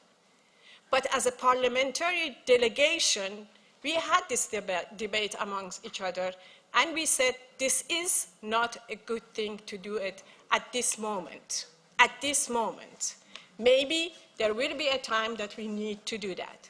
And then I go back to this question that I have to about the amendment, because it seems it was done, maybe I'm not doing justice to the work that is done, but it says, in addition to questions already put by Christian and others, it says, for example, it may decide by 2/3 of majority of assembly, 2/3 of majority of assembly of present members, 2/3 of the assembly, the whole assembly. You know, there are many kind of questions that maybe it needs also clarification. So I am not in general against having such a rule. I think this is a good thing, and we should really continue doing that. But it is now so interlinked with Russia and Ukraine. We are talking actually more about Russia and Ukraine instead of talking to the rule, because I think this is a good rule to have it. But we have to think about the language, to have a very clear language, very clear rules, and at the same time know really what are the consequences if we connect it so immediately to Russia and Ukraine and to Russian presence, because that makes it very difficult. Thank you very much. Thank you, Farah. I'm afraid we have exceeded the time for this meeting already by 22 minutes, and I still have Reinhold Lopatka and Nicolas Samkaradze on the list, and then the last word for Pascal Alizad. But please try to be brief. Reinhold. Yeah, I try to be brief. First of all, Austria, like all delegations, of course condemns the Russian invasion in strongest terms. But a regional Organization for Security and Cooperation, I think, is losing its special role with the suspension of one of the most relevant actors. Russia is one of the most relevant actors in geopolitical terms and biggest country in Europe. And this distinguishes OSCE from the Council of Europe. In the Council of Europe, I was absolutely in favor of the exclusion of Russia, and I voted in that way. But here, we have to think of the special role of OSCE. And like the colleagues from Switzerland, Germany, Bulgaria, Luxembourg, Spain, Andorra, Azerbaijan, Cyprus, Turkey, Liechtenstein, and Netherlands, I have to say I cannot, and we cannot, support this amendment today. But what Michael Ling said, this is the most important thing. We really absolutely need a change of our rules, despite the Russian invasion in Ukraine and what we see here. We have many other reasons to change our rules. This is the most important thing, to keep this assembly strong. If we are not able to change our rule, we have a real problem. Thank you. Thank you. And then Nicolas Samkaradze from Georgia, please. Thank you, Madam Chair. Dear colleagues, it's really very hard for me to speak after what happened today, but still, let me remind you that I come from the country that has the longest standing conflict with Russia. And I was only 13 years old when Russia first attacked us, and 3 decades have passed since then. And I represent the only country in this room that does not have diplomatic relations with Russia, that we cut 14 years ago because of occupation of our territories. So, of course, we are in support of amendment, because when we speak about the OSCE being not adequate to respond to current challenges that some states are violating the international law principles, the lack of enforcement is the major reason why we are not able to respond to these aggressions adequately. So therefore, we need a mechanism to have in place which will punish, and I'm not afraid of this word, which will punish the aggressor states which are violating the territorial integrity of other countries, which is the sacrosanct principle of international law.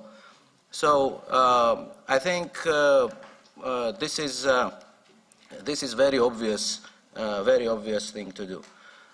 On the other hand, we heard that there are certain countries and certain delegations that have reservations, and I fully understand that the wording of the amendment is also may not be perfect, because we also, as a Georgian delegation, we also have our own question marks. For example, on the question, and I would like to hear this from the author, the A, unless the involved participating states have agreed on an effective cessation of the military operations. Well, you know, we have ceased military operations 14 years ago with the help, with the mediation of the European Union, but the occupation still continues. So I think it should not be an effective cessation of the military operations, but rather be deoccupation and restoration of territorial integrity of the country which is affected. Also, the question raised by my Bulgarian colleague, is this, what does it mean that it's not retroactive? So Russia can get away whatever they did, or maybe any other country in the future. We need to be consequent and consistent in our decisions. The ongoing occupation, ongoing annexation should be also reflected in this amendment. So I think that in principle, of course, Georgia is in favor of this principle being added, but the wording of the amendment should be, I think, reviewed, and it would be good if the delegations will be involved also in drafting the new wording for these rules, because as it seems today, we will not have a consensus on this amendment. Thank you. Thank you very much, Mr. Nicolas Samkaradze. And now, the last speaker on my list is Vice President Pascal Alessard, who will speak, if I understood right, you will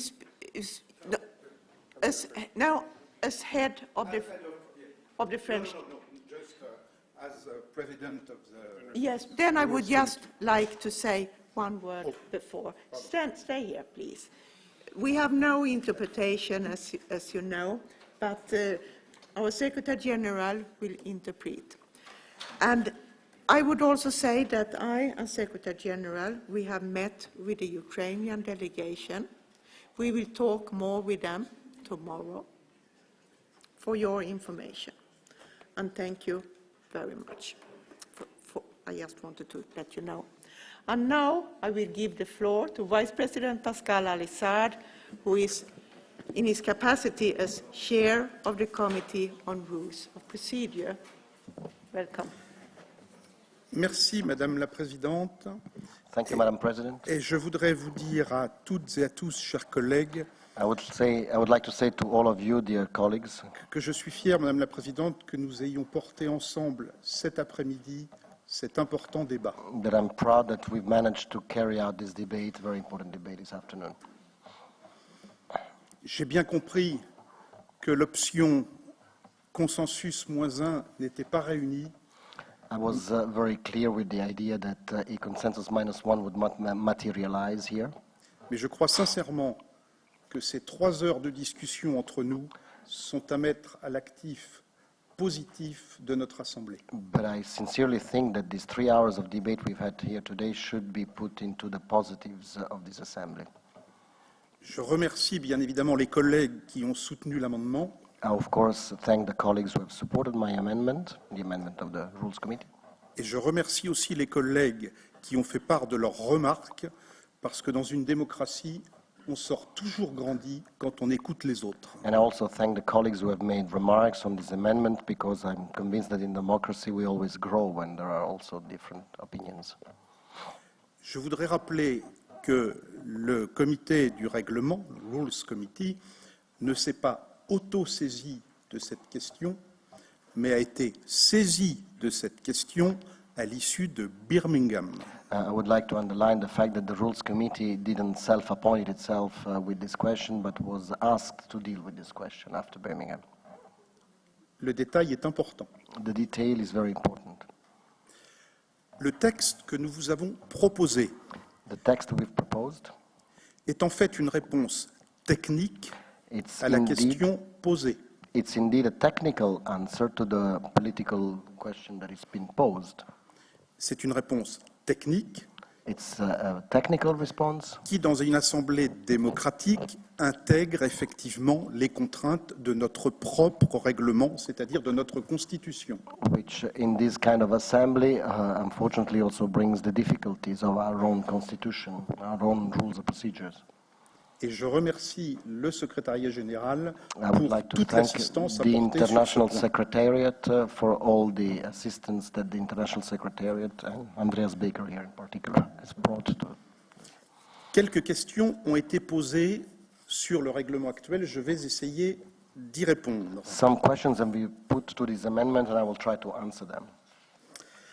Alors, premier point, c'est effectivement sur la question qui a été posée par notre collègue Eddie Free sur le vote par procuration. The first question was a proxy vote brought about from our friend Eddie Frey.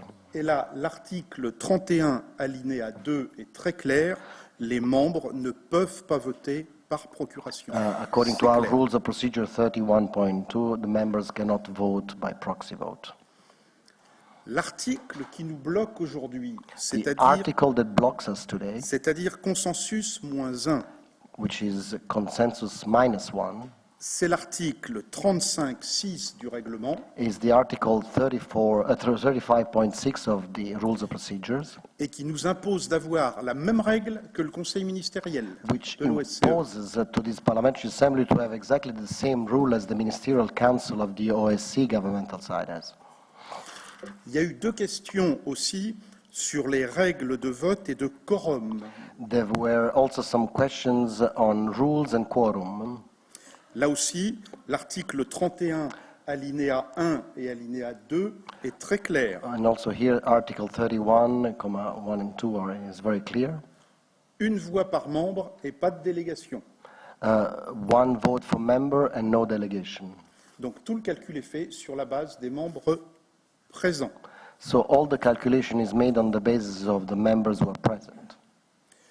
J'en viens maintenant à la gestion du dispositif dans l'hypothèse où il aurait été adopté.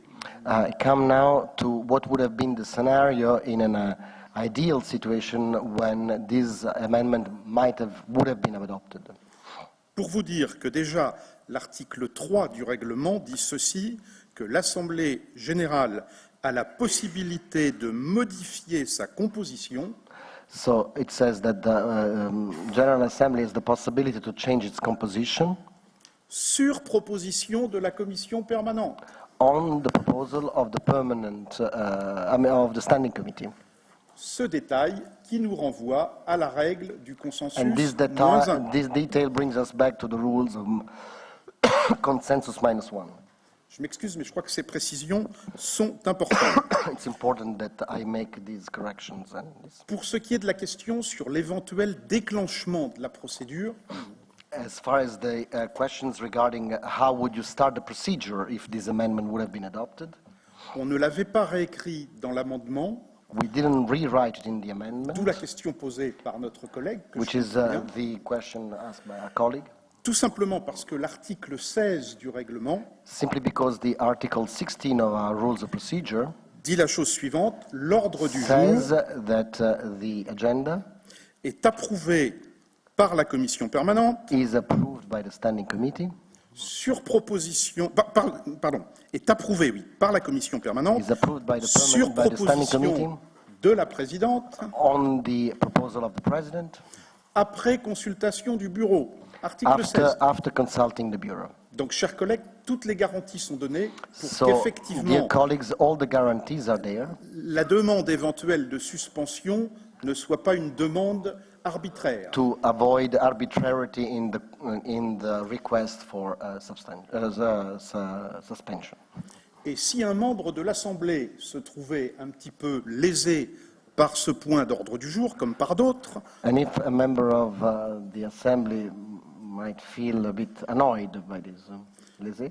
Vous disposez de l'article 25 You have Article 25 qui vous dit que les motions de procédure sont possibles which tells you that motion of order, points of orders are possible. Et que parmi les motions de procédure, among points of orders, vous pouvez demander à différer un point d'ordre du jour. You can ask to postpone et vous pouvez même demander de le retirer. And you can even ask to take it away from the agenda.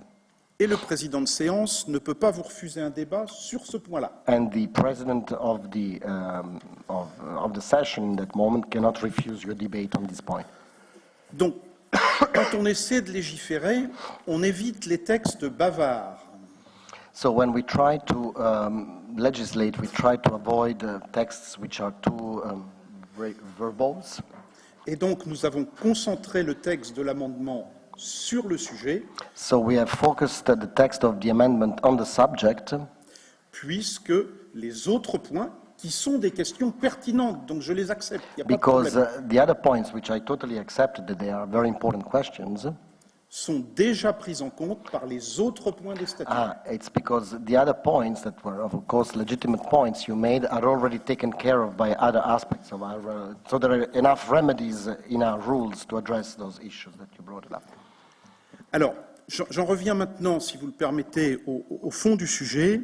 I come to the main j'ai point bien of the entendu subject. que nous étions tous d'accord pour garder un esprit de plateforme multilatérale. I come to the conclusion that everybody more or less here agrees that we should keep the spirit of a platform for dialogue. Et je voudrais vous redire qu'à titre personnel, je l'avais déjà dit, je suis opposé à l'expulsion de la Russie de l'Assemblée parlementaire de l'OSCE. C'est mon opinion personnelle. And I've already said it before, and I reiterated that on a personal level, I am opposed to the exclusion of the Russian Federation from the OSCE. Mais que je pense néanmoins, But that comme I think pratiquement tout le monde, almost everybody, qu'on ne peut pas laisser les choses en l'état. that we cannot leave things as they are.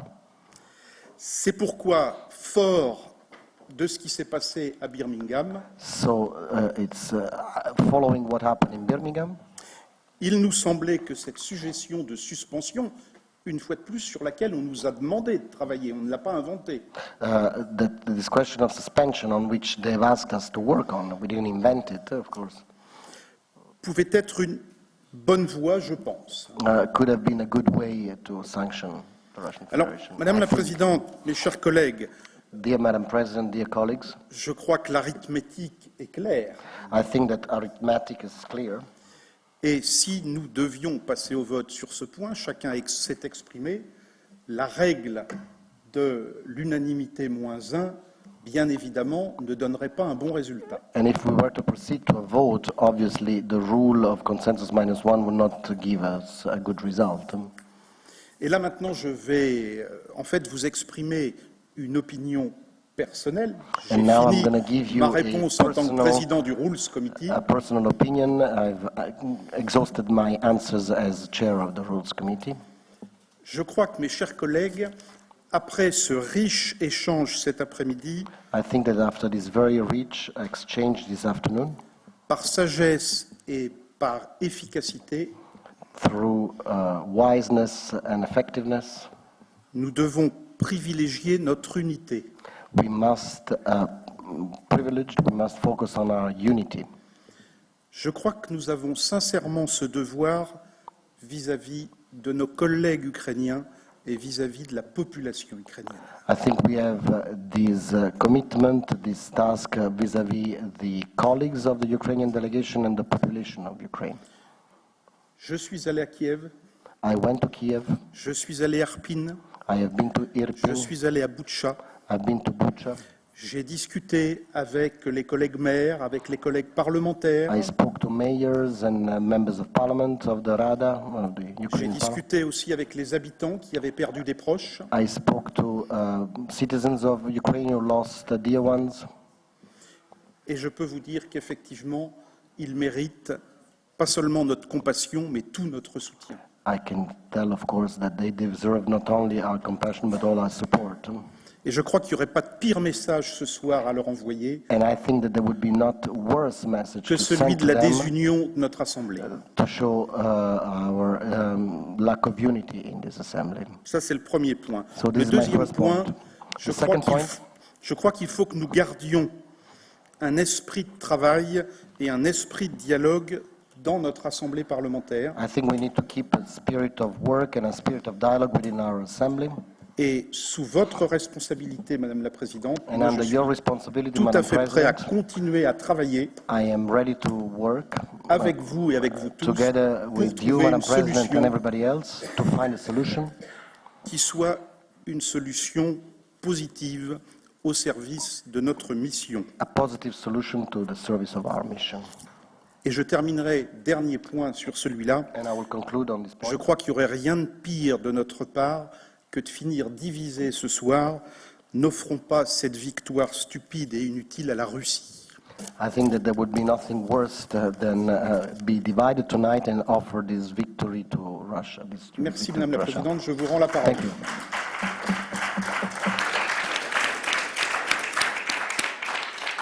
Thank you very much, Vice President Pascal Alisard. Do the Andreas Baker wants to have the floor? No. Thank you. Thank you. For your personal opinion, anyways. So, dear colleagues, first of all, thank you very much once again.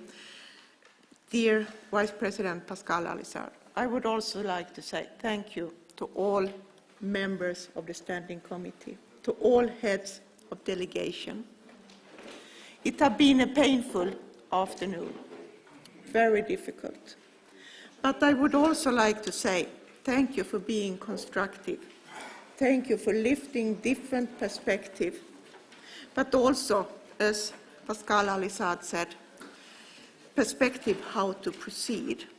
And I will not put a question for decision here. I understand from the debate we have had here that your will as head of delegation is that the process to fulfill the decision in the Birmingham Declaration should continue, and the Committee on Rules of Procedure should continue its work. And I am very pleased that Vice President Pascal Alisard is willing to continue this duty. But it will also be, we will discuss further on how to proceed, because I see that if we should be able to go further on, there need to be involvement, because to change the rules, in whatever way, it's need communication with the heads of the delegations. We haven't managed to change the rules of procedure for many, many years, and we need to do it, both with the Birmingham Declaration, but also in other aspects. And to do it, we need to find another new way to go further on. And that's what I can promise you that will be done. I'm not ready to start to discuss how to and in what way, and I can see on you that you are not ready for that discussion either. So I just say thank you once again for your very, your engagement and cooperation and responsibility. And what I also, before concluding here, it's easy to forget some parts during the point 5. But it was also mentioned when I have discussed with and met with several of you that there need to be some kind of political outcome from our meeting. We are politicians. And when we go out from here, there will be, might be questions. What have you done? And what will you do? And the paper that I said was distributed. It was to be, not to have a discussion again, what is there, who should stand behind, and what should be included, not included. It was just to give a letter with what I am going to say in Vienna next week. Not in Vienna, in Hodge, when there is the governmental side meeting and representing our assembly. And everything that's there, it's related to the Birmingham Declaration.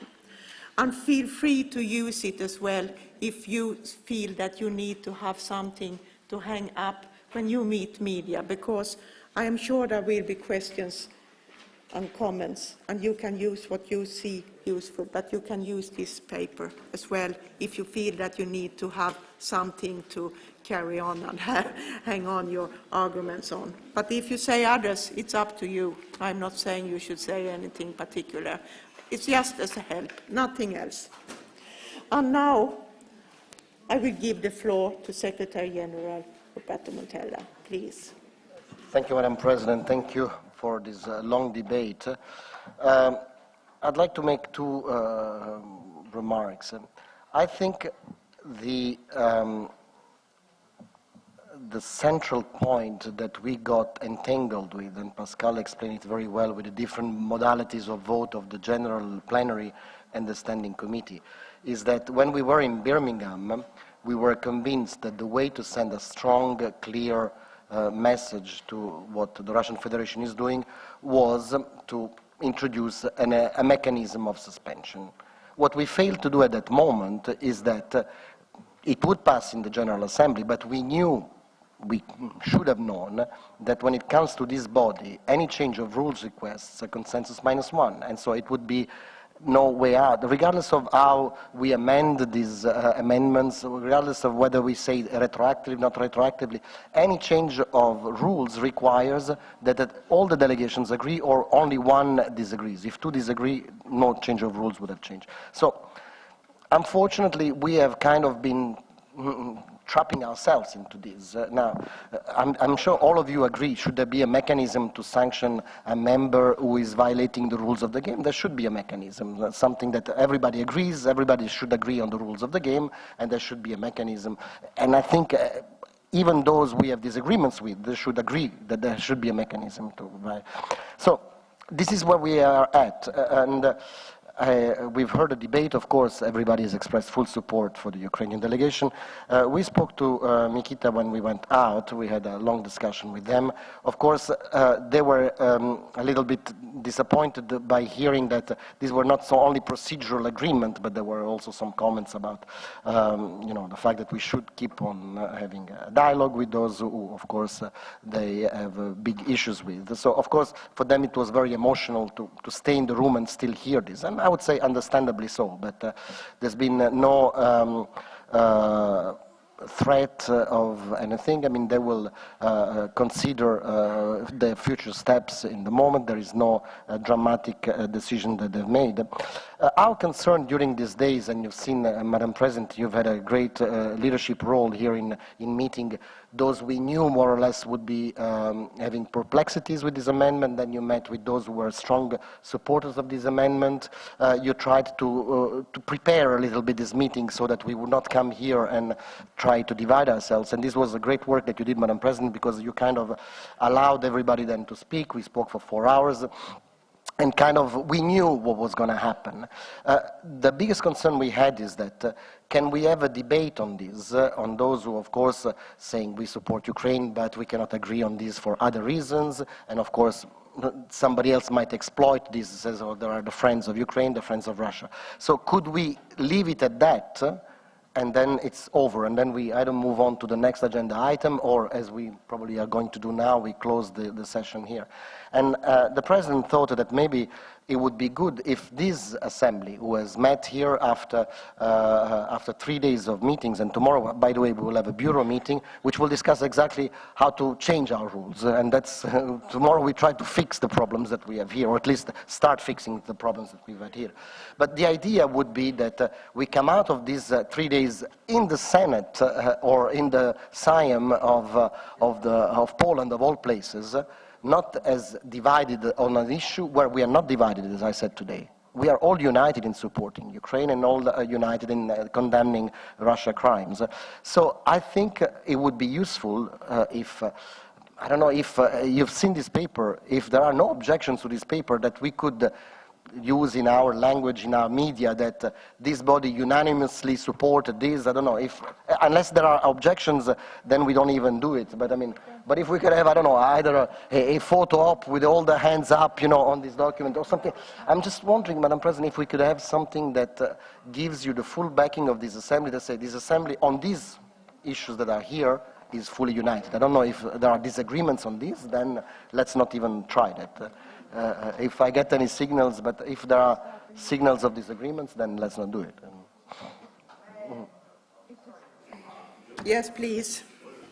Okay. I think we've seen the statement. Of course, as an assembly, we must stand united. You can go out saying that this is the result, in my opinion. I don't know if the rest of the colleagues agree or disagree. Sorry? Yeah, okay, if they agree or disagree, but I think we should avoid communicational, like all the assembly, voting, etc., etc. It's a strong script, it expresses our feelings, and I think we should go ahead. Yes. What I said is the President's conclusion is nothing that is unanimously adopted. And this is very important, because if it should be unanimously adopted, it should have been a new debate. It should be totally handled in another way. So that's what it is, but you are free to use it if you want, and if you don't want, if you want to say others, it's up to you. But what I would like to say here is that we have decided to close this matter, and we will proceed with the rules of procedure, and it will be communicated with the heads of delegation. And I can see that you are all exhausted, but I would like to just conclude that the point 5 is closed. Thank you. We have several more points on the agenda. I don't feel it's proper to continue with this now, because it's already 1.5 hours after we should have ended. We have no interpretation, and I know that all of you are exhausted, so it's difficult to continue with this. Is there anybody who wants to continue? It's unanimous. This is unanimous. Then it's unanimous. There is. -1. But it's adopted. This is a majority decision, so I found that the majority end the meeting, and we end the meeting after point 5. The other issues will be added to the agenda when we meet for the winter meeting in Vienna. And by this is the meeting closed, and all heads of all of you here, I say thank you once again, and I wish you a safe trip back home. And those who are members of the Bureau, we will meet tomorrow again. I wish you a good evening. Thank you.